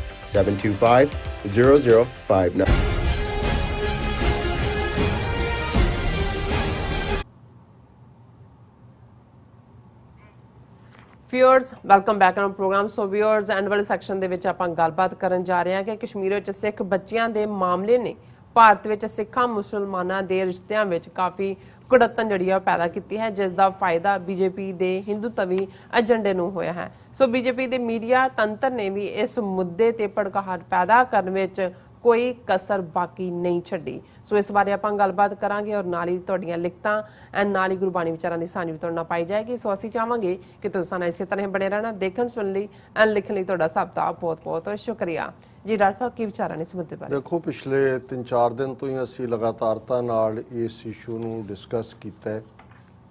ਜਜ਼ਬਾਤ ਤੋਂ ਦੂਰ ਰਹਿੰਦਿਆਂ ਕੋਸ਼ਿਸ਼ ਕੀਤੀ ਕਿ objective discussion ਹੋਏ ਜੀ। ਹਾਲਾਂ ਸਾਡੇ ਕੁਝ ਸਿੱਖ ਵੀਰਾਂ ਨੂੰ ਇਹ ਵੀ ਲੱਗਾ ਕਿ ਵੀ ਨਹੀਂ, ਅਸੀਂ ਬਿਲਕੁਲ ਸੱਚੀ ਪਿਕਚਰ ਨਹੀਂ ਦੇ ਰਹੇ, ਅਸੀਂ ਇੱਕ ਪਾਸੇ ਨੂੰ ਡਿਫੈਂਡ ਕਰ ਰਹੇ ਹਾਂ। ਪਰ ਮੈਂ ਇਹ ਸਮਝਦਾ ਹਾਂ ਕਿ ਤੁਹਾਡੀ ਓਬਜੈਕਟਿਵਿਟੀ ਉਦੋਂ ਹੀ ਹੁੰਦੀ ਹੈ ਜਦੋਂ ਚਾਰ ਚਫੇਰੇ ਜਿਹੜੀ ਹੈ ਉਹ ਨੈਗੇਟਿਵਿਟੀ ਦੀ ਹਵਾ ਜਾਂ ਆਂਧੀ ਜਾਂ ਤੂਫਾਨ ਚਲਾਇਆ ਜਾ ਰਿਹਾ ਹੋਵੇ। ਜਿਵੇਂ ਬੀਜੇਪੀ ਦਾ, RSS ਦਾ ਸਾਰਾ IT ਸੈੱਲ ਕਰ ਰਿਹਾ ਹੈ, ਉਹਨਾਂ ਦਾ ਮੇਨ ਸਟ੍ਰੀਮ ਮੀਡੀਆ ਕਰ ਰਿਹਾ ਹੈ, ਉਹਨਾਂ ਦੇ ਪਗੜੀਧਾਰੀ ਜਿਹੜੇ ਏਜੰਟ ਸਿੱਖਾਂ ਦੇ ਵਿੱਚ ਵਾੜੇ ਹੋਏ ਨੇ, ਜਿਹੜੇ ਪੰਥਕ ਹੋਣ ਦੇ ਨਾਂ ਥੱਲੇ ਆਊਟ ਆਫ ਪ੍ਰਪੋਰਸ਼ਨ ਉਹਨੂੰ ਬਲੋ ਕਰ ਰਹੇ ਨੇ ਸਾਰੀ ਗੱਲ ਨੂੰ। ਔਰ ਇਸ ਬਾਰੇ ਸਾਨੂੰ ਭੈਣ ਜੀ ਅਮਨਜੋਤ ਕੌਰ ਹੋਰਾਂ ਨੇ ਖਾਸ ਤੌਰ ਤੇ 2-3 ਲਿਖਤਾਂ ਲਿਖੀਆਂ ਔਰ ਉਹਦੇ 'ਚ ਉਹਨਾਂ ਨੇ ਕੁਝ ਬੰਦੇ ਆਇਡੈਂਟੀਫਾਈ ਕੀਤੇ ਜਿਹੜੇ ਇਸ ਵੇਲੇ ਸੋਸ਼ਲ ਮੀਡੀਆ ਤੇ ਔਰ ਦੂਜਾ ਬਹੁਤ ਜਿਹੜੀ ਹੈ ਹੈਡਲਾਈਨ ਬਟੋਰ ਰਹੇ ਨੇ। ਉਹਨਾਂ 'ਚ ਇੱਕ ਰਮਨੀਕ ਮਾਨ, ਸੁੱਖੀ ਚਾਲ। ਉਹਨਾਂ ਨੇ ਲਿਖਿਆ ਕਿ ਰਮਨੀਕ Maan, Sukhi Chahal new RSS BJP agents to mislead Sikhs. ਔਰ ਇਸੇ ਤਰ੍ਹਾਂ ਅਮਨ ਬਾਲੀ ਨਾਂ ਦਾ ਇੱਕ ਜਿਹੜਾ ਆਪਣੇ ਆਪ ਨੂੰ ਜਰਨਲਿਸਟ, ਪੰਥਕ, ਪਿੰਡਾਂ ਵਾਲਿਆਂ ਦਾ ਐਡਮਾਇਰਰ ਔਰ ਸਰ ਕਪੂਰ ਸਿੰਘ ਦਾ ਐਡਮਾਇਰਰ, ਉਹ ਵੀ ਅੱਜ ਕੱਲ੍ਹ ਪੂਰੀ ਨਫ਼ਰਤ ਜਿਹੜੀ ਹੈ ਉਹ ਉਗਲ ਰਿਹਾ BJP RSS ਦੇ ਹੱਕ 'ਚ। ਔਰ ਉਹਦੇ 'ਚ ਵੀ ਉਹਨਾਂ ਨੇ ਇੱਕ ਲਿਖਤ ਪੂਰੀ ਡਿਟੇਲ 'ਚ ਲਿਖੀ ਹੈ, ਕੌਸ਼ਨ ਰਿਗਾਰਡਿੰਗ ਅਮਨ ਬਾਲੀ, ਕਿ ਵੀ ਇਸ ਤੋਂ ਬਚ ਕੇ ਰਹਿਣ ਦੀ ਲੋੜ ਹੈ। ਹੁਣ ਮੈਂ ਸਮਝਦਾ ਵੀ ਜਿਹੜੀ ਆਬਜੈਕਟਿਵ ਬਹੁਤ ਸਾਰੀ ਗੱਲ ਇਸ ਸਾਰਿਆਂ ਨੂੰ ਸਮਝਿਆ ਔਰ ਲਿਖਿਆ ਵਰਲਡ ਸਿੱਖ ਨਿਊਜ਼, ਉਹਨਾਂ ਦੇ ਐਡੀਟਰ ਜਗਮੋਹਨ ਸਿੰਘ ਟੋਨੀ ਨੇ, ਬੜੇ ਸੀਜ਼ਨਡ ਜਰਨਲਿਸਟ ਵੀ ਨੇ ਔਰ ਪੋਲੀਟੀਕਲ ਐਕਟਿਵਿਸਟ ਵੀ, ਪ੍ਰੋਫੈਸਰ ਸਨ ਮੁੰਬਈ ਦੇ ਕਾਲਜ 'ਚ। ਜਦੋਂ ਜੂਨ 84 ਤੋਂ ਬਾਅਦ ਇਸ ਪਾਸੇ ਤੁਰੇ, ਸਰ ਸਿਮਰਨਜੀਤ ਸਿੰਘ ਮਾਨ ਹੋਰਾਂ ਦੇ ਜਨਰਲ ਸੈਕਟਰੀ ਵੀ ਰਹੇ। ਉਹਨਾਂ ਦੀਆਂ ਅੱਜ ਮੈਂ ਲਿਖਤਾਂ ਵਰਲਡ ਸਿੱਖ ਨਿਊਜ਼ 'ਚ ਦੇਖ ਰਿਹਾ ਸੀ ਕਿ ਉਹਨਾਂ ਨੇ ਅੰਗਰੇਜ਼ੀ 'ਚ ਵੀ ਹੈ ਵਰਲਡ ਸਿੱਖ ਨਿਊਜ਼, ਪੰਜਾਬੀ 'ਚ ਵੀ ਉਹਦਾ ਪਾਰਟ ਹੈ। ਸੋ 2 ਸਟੇਟਮੈਂਟਸ ਜਿਹੜੀਆਂ ਨੇ ਉਹਨਾਂ ਦੀਆਂ ਬੜੀਆਂ ਪਾਵਰਫੁਲ ਨੇ, ਜਿਹਦੇ 'ਚ ਫੈਕਟਸ ਤੇ ਬੇਸਡ ਗੱਲ ਕੀਤੀ ਹੈ। ਇੱਕ ਦਾ ਹੈਡਲਾਈਨ ਇਹ ਹੈ ਕਿ Kashmiri Sikh girls issue was blown up to serve BJP's love jihad, ਕਿ ਜਿਹੜਾ BJP ਨੇ ਲਵ ਜਿਹਾਦ ਦਾ ਰੌਲਾ ਪਾਇਆ ਉਸ ਨੂੰ ਜਿਹੜਾ ਮਜ਼ਬੂਤੀ ਦੇਣ ਲਈ ਜਿਹੜਾ ਕਸ਼ਮੀਰ ਵਿਚਲੀਆਂ ਸਿੱਖ ਬੱਚੀਆਂ ਦਾ ਨਾਲ ਜੁੜਿਆ ਘਟਨਾਕ੍ਰਮ ਹੈ ਉਹਨੂੰ ਆਊਟ ਆਫ ਪ੍ਰਪੋਰਸ਼ਨ ਬਲੋ ਕੀਤਾ। ਔਰ ਇਹਨਾਂ ਸਾਰਿਆਂ ਦਾ ਸਰਗਣਾ ਜਿਹੜਾ ਹੈ ਉਹ ਦਿੱਲੀ ਕਮੇਟੀ ਦਾ ਪ੍ਰਧਾਨ ਮਨਜਿੰਦਰ ਸਿੰਘ ਸਰਸਾ ਔਰ ਸਰ ਜਗਮੋਹਨ ਸਿੰਘ ਟੋਨੀ ਨੇ ਵਰਲਡ ਸਿੱਖ ਨਿਊਜ਼ 'ਚ ਲਿਖਿਆ, ਅਕਾਲੀ ਦਲ ਆਗੂ ਮਨਜਿੰਦਰ ਸਿੰਘ ਸਿਰਸਾ ਦੀ ਨਫ਼ਰਤ ਮੁਹਿੰਮ ਨੂੰ ਠੱਲ ਪਾਓ, ਕਿ ਉਹ ਕਿਵੇਂ ਨਫ਼ਰਤ ਫੈਲਾਉਣ ਦਾ ਕੰਮ ਕਰ ਰਿਹਾ। ਔਰ TV 84 ਦੀ ਟੀਮ ਨੇ ਵੀ ਸਰ ਪਰਮਜੀਤ ਸਿੰਘ ਸਰਨਾ, ਜਿਹੜੇ ਦਿੱਲੀ ਕਮੇਟੀ ਦੇ ਪ੍ਰਧਾਨ ਰਹੇ, ਹੁਣ ਦਿੱਲੀ ਅਕਾਲੀ ਦਲ ਦੇ ਨੇ, ਸ੍ਰੀਨਗਰ ਗਏ, ਜਿਨ੍ਹਾਂ ਨੇ ਸਭ ਤੋਂ ਪਹਿਲਾਂ ਬੱਚੀ ਦੇ ਨਾਲ ਵੀ ਰਾਬਤਾ ਕੀਤਾ, ਉਹਨਾਂ ਦੇ ਪੇਰੈਂਟਸ ਨਾਲ, ਔਰ ਉਹਨਾਂ ਦੇ ਉਦਮ ਦੇ ਨਾਲ ਹੀ ਮਸਲਾ ਮੈਜੋਰਟੀ ਕਮਿਊਨਿਟੀ ਉਹ ਬਾਕੀਆਂ ਨੂੰ ਵੀ ਮਿਲੇ, ਮੁਫਤੀ ਔਰ ਉਹਨਾਂ ਸਾਰਿਆਂ ਦੇ ਵੀ ਹਮਾਇਤ ਲਈ। ਔਰ ਇਹਨਾਂ ਦੀ ਫਿਰ ਸਰਪ੍ਰਸਤੀ ਥੱਲੇ ਹੀ ਬੱਚੀ ਦਾ ਆਨੰਦ ਕਾਰਜ ਹੋਇਆ, ਕਿਉਂਕਿ ਇਹ ਜਿਹੜੀ ਖਬਰ ਫੈਲਾਈ ਜਾ ਰਹੀ ਸੀ ਕਿ ਜੀ ਉਹ 2 ਵਿਆਹ ਕਿਵੇਂ ਹੋ ਗਏ, ਉਹਦਾ ਨਿਕਾਹ ਜੱਜ ਦੇ ਸਾਹਮਣੇ ਕਬੂਲ ਹੋਇਆ, ਕਿਉਂਕਿ ਬੱਚੀ ਦੀ ਜਿਹੜੀ ਸਪੁਰਦਗੀ ਹੈ ਉਹ ਡਿਸਟ੍ਰਿਕਟ ਮੈਜਿਸਟ੍ਰੇਟ ਨੇ ਜਿਹੜੀ ਹੈ ਸ਼ਾਮ ਨੂੰ ਪਰਿਵਾਰ ਨੂੰ ਕੀਤੀ।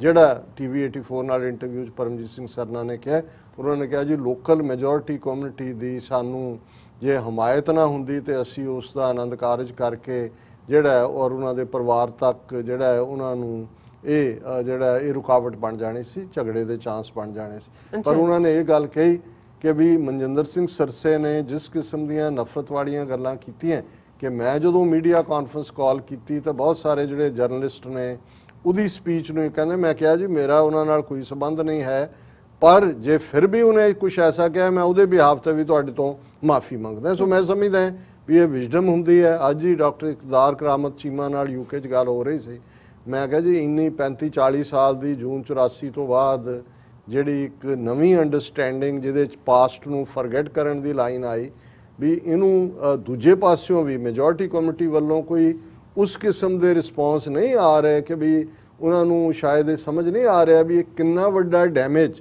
ਇਹ ਕਿੰਨੀ ਵੱਡੀ ਤਕਲੀਫ ਸੀ ਹਿੰਦੂ ਤਵੀਆਂ ਲਈ ਕਿ ਸਿੱਖ ਕਸ਼ਮੀਰੀਆਂ ਦੇ ਨਾਲ ਖਲੋਤੇ, ਜਦੋਂ ਕਸ਼ਮੀਰੀ ਬੱਚੀਆਂ ਭਾਰਤ ਭਰ ਦੇ ਵਿੱਚ ਜਿਹੜੀਆਂ ਨੇ ਉਹ ਜ਼ਬਰ ਦਾ ਇਹਨਾਂ ਦਾ ਸ਼ਿਕਾਰ ਹੋਣ ਜਾ ਰਹੀਆਂ ਸੀ, 60 ਤੋਂ ਜ਼ਿਆਦਾ ਬੱਚੀਆਂ ਨੂੰ ਆਪਣੇ ਖਰਚ ਤੇ ਬਾਈ 에ਅਰ ਸ੍ਰੀਨਗਰ ਘਰਾਂ ਤੱਕ ਪਹੁੰਚਾਇਆ। ਲੰਡਨ ਤੋਂ ਲੈ ਕੇ ਵੈਨਕੂਵਰ ਤੱਕ, ਜਿਵੇਂ ਕਸ਼ਮੀਰ ਦੇ ਇੱਕ ਜਰਨਲਿਸਟ ਹੈਦਰ ਨੇ ਕਿਹਾ ਕਿ ਜਿਹੜੀ ਖਾਲਿਸਤਾਨੀ ਤਹਿਰੀਕ ਔਰ ਕਸ਼ਮੀਰ ਦੀ ਟੁਗੈਦਰਨੈਸ ਸੀ, ਇਹਨੇ ਇਹਨਾਂ ਨੂੰ ਬਹੁਤ ਤਕਲੀਫ ਦਿੱਤੀ। ਤੇ ਜੇ ਅਸੀਂ ਸਿਰਫ ਨਿਠੱਲੇ ਬਣ ਕੇ ਖਬਰਾਂ ਹੀ ਦੇਖਦੇ ਰਹਿਣਾ, ਉਹਨੂੰ ਕਾਊਂਟਰ ਕਰਨ ਦੀ ਲੋੜ ਹੈ। ਅਸੀਂ ਆਪਣੇ ਲੋਕਾਂ ਦਾ ਵੀ ਮੈਂ ਗੁੱਸਾ ਸਹਿ ਰਿਹਾ, ਲੇਕਿਨ ਮੈਨੂੰ ਇਹ ਲੱਗਦਾ ਹੈ ਕਿ ਭਾਈ ਇਹ ਹਿੰਦੂ ਤਵੀਆਂ ਦਾ ਏਜੰਡਾ, ਜਿਹਨੂੰ ਅਸੀਂ ਤੀਲਾ ਕਰਕੇ ਜਿਸ ਆਲਣੇ ਨੂੰ ਬਣਾਉਣ ਦੀ ਕੋਸ਼ਿਸ਼ ਕਰ ਰਹੇ ਹਾਂ, ਉਹ ਤਾਂ ਇੱਕ ਠੁੱਡ ਨਾਲ ਹੀ ਉਸ ਤੇ ਸਾਰੇ ਜਿਹੜੇ ਨੇ ਤੀਲੇ ਖਿਲਾਰ ਰਹੇ ਨੇ। ਸੋ ਅਸੀਂ ਸਮਝਦੇ ਹਾਂ ਵੀ ਇਹ ਇੰਪੋਰਟੈਂਟ ਹੈ ਜੇ ਅਸੀਂ ਆਪਣੇ ਕਸ਼ਮੀਰੀ ਭੈਣਾਂ ਭਰਾਵਾਂ ਦੇ ਪੱਖ ਤੋਂ, ਪਾਕਿਸਤਾਨੀ ਭੈਣ ਭਰਾ, ਭਾਰਤੀ ਨਕਸ਼ੇ 'ਚ ਜਿਹੜੇ ਮੁਸਲਮਾਨ ਵੀਰ ਭੈਣਾਂ ਨੇ, ਉਹਨਾਂ ਲਈ ਵੀ ਇਹ ਜ਼ਰੂਰੀ ਹੈ ਕਿ ਉਹ ਖੁੱਲ੍ਹ ਕੇ ਇਸ ਗੱਲ ਦੀ ਨਖੇਦੀ ਕਰਨ ਜੋ ਵੀ ਕੁਛ ਇਸ ਕਿਸਮ ਦਾ ਨੈਗੇਟਿਵ ਹੈ, ਔਰ ਬਜਾਏ ਕਿ ਇਸ ਦੇ ਕਿ ਉਹ ਜਿਹੜੇ ਜਾਲੀ ਆਈਡੀਜ਼ ਦੇ ਉੱਤੇ ਉਹਨਾਂ ਨੇ RSS ਨੇ ਖੜੇ ਕੀਤੇ ਹੋਏ ਨੇ ਕੁਝ ਸਿੱਖ ਨਾਵਾਂ ਦੀਆਂ ਆਈਡੀਜ਼ ਤੇ, ਉਹ ਮੁਸਲਮਾਨਾਂ ਨੂੰ, ਇਸਲਾਮ ਨੂੰ ਗਾਲਾਂ ਕਢਵਾ ਰਹੇ ਨੇ। ਔਰ ਇਸਲਾਮ ਦੀਆਂ ਆਈਡੀਜ਼ ਦੇ ਉੱਤੇ ਹੁਣ ਕੱਲ੍ਹ ਹੀ ਸਾਡੇ ਈਵਨ YouTube ਜਦੋਂ ਲਾਈਵ ਚੱਲ ਰਿਹਾ ਸੀ, ਅਰਦੂਗਲ ਦੀ ਆਈਡੀ ਥੱਲੇ ਉਹ ਆ ਕੇ ਜਿਹੜਾ ਉਹ ਦਾਅਵੇ ਕਰ ਰਿਹਾ ਸੀ ਜੀ ਕਿ ਹਜ਼ਾਰਾਂ ਸਿੱਖ ਕੁੜੀਆਂ UK 'ਚੋਂ ਇਸਲਾਮ 'ਚ ਆ ਰਹੀਆਂ, ਉਹ ਪਸੰਦ ਕਰਦੀਆਂ। ਹੁਣ ਇਹ ਸਾਰੇ ਉਹ ਲੋਕ ਨੇ, ਔਰ ਉਹਨੂੰ ਈਵਨ ਸਾਡੇ ਦੂਸਰੇ ਵਿਊਰ ਜਿਹੜੇ ਪਾਕਿਸਤਾਨੀ ਨੇ ਉਹਨਾਂ ਨੇ ਚੈਲੰਜ ਕੀਤਾ, ਉਹਨਾਂ ਕਿਹਾ ਜਾਲੀ ਆਈਡੀ, ਝੂਠਾ ਬੰਦਾ ਹੈ, RSS ਦਾ ਇਹ ਲੜਾਉਣ ਦੀ ਕੋਸ਼ਿਸ਼ ਕਰ ਰਹੇ। ਸੋ ਇਹ ਵਰਤਾਰਾ ਸਾਰੇ ਪਾਸੇ ਹੈ, ਪਰ ਅਸੀਂ ਜੇ ਆਇਡੈਂਟੀਫਾਈ ਵੀ ਕਰੀਏ ਵੀ ਬਹੁਤ ਸਾਰਾ ਕੁਝ ਐਸਾ ਜਾਲੀ ਕਿਸਮ ਦਾ ਚੱਲ ਰਿਹਾ ਤੇ ਉਹਨੂੰ ਕਾਊਂਟਰ ਕਰਨ ਦੀ ਲੋੜ ਵੀ ਹੈ। ਤੇ ਕਲੋਜ਼ਿੰਗ ਦੇ ਵਿੱਚ ਹੁਣ ਅਸੀਂ ਲਿਖਤਾਂ ਵੱਲ ਨਹੀਂ ਜਾਵਾਂਗੇ, ਹਾਲਾਂਕਿ ਡਾਕਟਰ ਅਰਵਿੰਦਰ ਸਿੰਘ ਹੋਰਾਂ ਦੀ ਵੀ ਲਿਖਤ ਹੈ ਸਾਡੇ ਕੋਲ, ਸਿੱਖਸ ਐਂਡ ਕਸ਼ਮੀਰ ਇਸ਼ੂ, ਅਸੀਂ ਮੰਡੇ ਸਾਂਝੀ ਕਰਾਂਗੇ। ਔਰ ਜਿਵੇਂ ਅਸੀਂ ਕਲੋਜ਼ਿੰਗ 'ਚ ਕਬੀਰ ਸਾਹਿਬ ਦੀ ਬਾਣੀ ਨੂੰ ਵਿਚਾਰਦੇ, ਉਹਨਾਂ ਦਾ ਸ਼ਬਦ ਬਰੀਫ ਦੇ ਵਿੱਚ, ਰੀਮਨ ਤੇਰੋ ਕੋਏ ਨਹੀਂ ਖਿੰਚ ਲੈ ਜਿਨ ਭਾਰ, ਬਿਰਖ ਬਸੇਰੋ ਪੰਖ ਕੋ ਤੈਸੋ ਇਹੋ ਸੰਸਾਰ, ਰਾਮ ਰਸ ਪੀਆ ਰੇ ਜੈ ਰਸ ਬਿਸਰ ਗਏ ਰਸ ਔਰ ਰਹਾਓ। ਕਿ ਜਦੋਂ ਰੱਬ ਦਾ ਪਿਆਰ, ਰੱਬ ਦੀ ਇਬਾਦਤ ਦਾ ਸਵਾਦ, ਉਸ ਦਾ ਦੀ ਚੱਸ ਆਉਣੀ ਸ਼ੁਰੂ ਹੋ ਜਾਂਦੀ ਹੈ, ਫਿਰ ਦੂਸਰੇ ਦੁਨਿਆਵੀ ਸਵਾਦ ਜਿਹੜੇ ਨੇ ਉਹ ਸਾਰੇ ਫਜ਼ੂਲ ਲੱਗਦੇ ਨੇ। ਔਰ ਉਹ ਮਨ ਨੂੰ ਸਮਝਾਉਣ ਲਈ ਕਹਿ ਰਹੇ ਨੇ, ਰੇ ਮਨ ਤੇਰੋ ਕੋਈ ਨਹੀਂ ਖਿੰਚ ਲੈ ਜਿਨ ਭਾਰ, ਕਿ ਵੀ ਇਹ ਜਿਨ੍ਹਾਂ ਦੀ ਖਾਤਰ, ਆਪਣੇ ਟੱਬਰ, ਰਿਸ਼ਤੇਦਾਰ, ਕੁਨਬੇ ਦੀ ਖਾਤਰ ਤੂੰ ਝੂਠ ਬੋਲ ਕੇ ਬਹੁ ਪਰਪੰਚ ਕਰ ਪਰ ਤਨ ਲਿਆਵੇ, ਕੋਈ ਗੈਰ ਜਿਹੜਾ ਰਿਜ਼ਕੇ ਹਲਾਲ ਦੀ ਥਾਂ ਜਿਹੜਾ ਰਿਜ਼ਕੇ ਹਰਾਮ ਤੂੰ ਜੇ ਖਾਏਗਾ ਬਾਕੀਆਂ ਨੂੰ ਖਵਾਏਗਾ, ਕਿਸੇ ਨੇ ਤੇਰੇ ਨਾਲ ਨਹੀਂ ਖਲੋਣਾ।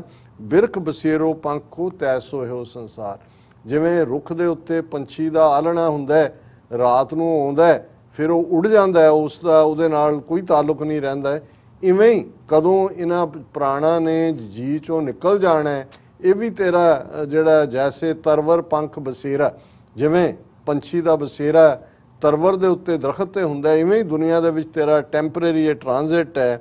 ਔਰ ਮੂਏ ਕਿਆ ਰੋਈ ਹੈ ਜੋ ਆਪਾ ਥਿਰ ਨਾ ਰਹਾਏ, ਜੋ ਉਪਜੈ ਸੋ ਬਿਨਸ ਹੈ ਦੁੱਖ ਕਰ ਰੋਵੈ ਬੁਲਾਏ। ਕਿ ਭਾਈ ਦੂਸਰਿਆਂ ਦੇ ਜਾਣ ਦਾ ਕਿਉਂ ਰੋਣਾ, ਕਿਉਂਕਿ ਇੱਥੇ ਇਸ ਧਰਤੀ ਦੇ ਉੱਤੇ ਕੋਈ ਵੀ ਚੀਜ਼ ਸਥਿਰ ਨਹੀਂ ਹੈ।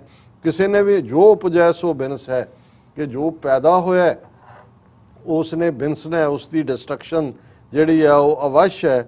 ਦੁੱਖ ਕਰ ਰੋਵੈ ਬੁਲਾਏ, ਐਵੇਂ ਕਾਹਨੂੰ ਰੋਣ ਦਾ ਜਿਹੜਾ ਹੈ ਆਪਣੇ ਸਿਰ ਦੇ ਉੱਤੇ ਜਿਹੜਾ ਉਹ ਭਾਰ ਲੈਣਾ। ਇਹਨੂੰ ਮੰਨੋ ਕਿ ਜੋ ਉਪਜੋ ਸੋ ਬਿਨਸ ਹੈ, ਪਰੋ ਆਜ ਕੇ ਕਾਲ, ਨਾਨਕ ਹਰ ਗੁਣ ਗਾਏ ਲੈ ਛਾੜ ਸਗਲ ਜੰਜਾਲ। ਅਖੀਰ ਕਬੀਰ ਸਾਹਿਬ ਫਰਮਾਉਂਦੇ ਨੇ, ਜੈ ਕੀ ਉਪਜੀ ਤੈ ਰਚੀ, ਪੀਵਤ ਮਰਦਨ ਲਾਗ, ਕਹਿ ਕਬੀਰ ਚਿਤ ਚੇਤਿਆ, ਰਾਮ ਸਿਮਰ ਬੈਰਾਗ। ਕਬੀਰ ਸਾਹਿਬ ਕਹਿੰਦੇ ਨੇ ਕਿ ਜਿੱਥੋਂ ਜਿਹੜੀ ਚੀਜ਼ ਪੈਦਾ ਹੁੰਦੀ ਹੈ, ਜਿਹਨੇ ਪੈਦਾ ਕੀਤੀ ਉਹਨੇ ਹੀ ਉਸ ਦਾ ਅੰਤ ਕਰ ਦੇਣਾ ਹੈ। ਰੱਬ ਹੀ ਕਰਨ ਕਰਾਣ ਸਮਰੱਥ ਹੈ। ਔਰ ਇਹ ਜਿਹੜਾ ਤੂੰ ਆਪਣੀ ਜ਼ਿੰਦਗੀ ਨੂੰ ਰੱਬ ਦੀ ਬੰਦਗੀ ਵੱਲ ਲਾ, ਆਪਣੇ ਚਿੱਤ ਦੇ ਵਿੱਚ ਉਸ ਰੱਬ ਨੂੰ ਚੇਤੇ ਕਰ, ਆਪਣੇ ਅੰਦਰ ਵੈਰਾਗ ਪੈਦਾ ਕਰ। ਡਿਟੈਚ ਵੈਰਾਗ ਹੁੰਦਾ ਹੈ। ਦੁਨਿਆਵੀ ਮਾਇਆ ਦੇ ਵਿੱਚ ਅਸੀਂ ਫਸੇ ਜਦੋਂ ਉਹਦੇ ਤੋਂ ਟੁੱਟਾਂਗੇ ਨਹੀਂ, ਮਨ ਦੇ ਅੰਦਰ ਰੱਬ ਦੀ ਚਾਹਨਾ ਦਾ ਜਿਹੜਾ ਵੈਰਾਗ ਨਹੀਂ ਹੋਏਗਾ, ਜਿਹਨੂੰ ਬਾਬਾ ਫਰੀਦ ਨੇ ਫਰਮਾਇਆ ਕਿ ਫਰੀਦਾ ਜਿਤ ਤਨ ਬਿਰਹਾ ਨਾ ਉਪਜੈ, ਸੋ ਤਨ ਜਾਣ ਮਸਾਨ। कि जिस दिल दे अंदर बिरहा नहीं बिरहा बिरहा आखी है बिरहा तू सो बिरहा जिहड़ी है विछोड़ है कि जदों तक विछोड़े दी पीड़ अंदर नहीं आएगी रब तो विछड़न दी वो पीड़ नहीं है उदों तक रब नाल मिलाप दा चाह नहीं होएगा। जदों बिरहा पैदा हुंदी है फिर ही मिलाप हुंदा है जिहनूं वसल कहा जांदा है। ते कबीर साहब कहंदे ने कि भाई जे उस रब नूं चेते च रखोगे तो फिर वसल भी होएगा मिलाप भी होएगा उस रब दे नाल इकमिकता हासिल होएगी। जी डॉक्टर साहब तुहाडा बहुत बहुत शुक्रिया तुसीं अज दे इशूज़ दा विचार साडे दर्शकां नाल साझा कीता। सो इस तरह अपने व्यूअर्स को लैने इजाजत। व्यूअर्स साडे प्रोग्राम दा समा इत्थे समाप्त हुंदा। तुसीं अपनी राय ते सुझाव सानूं भेजना भुलना साडे इस पते ते SOS@viewer.tv ते असीं अपना प्रोग्राम लैके फिर दोबारा तुहाडे सन्मुख होवांगे। तद तक लई मैनूं ते अपना सुना गया दो देखदे रहो जी वीरी फो बुला दिओ फतेह। वाहिगुरू जी का खालसा वाहिगुरू जी की फतेह। रब राखा।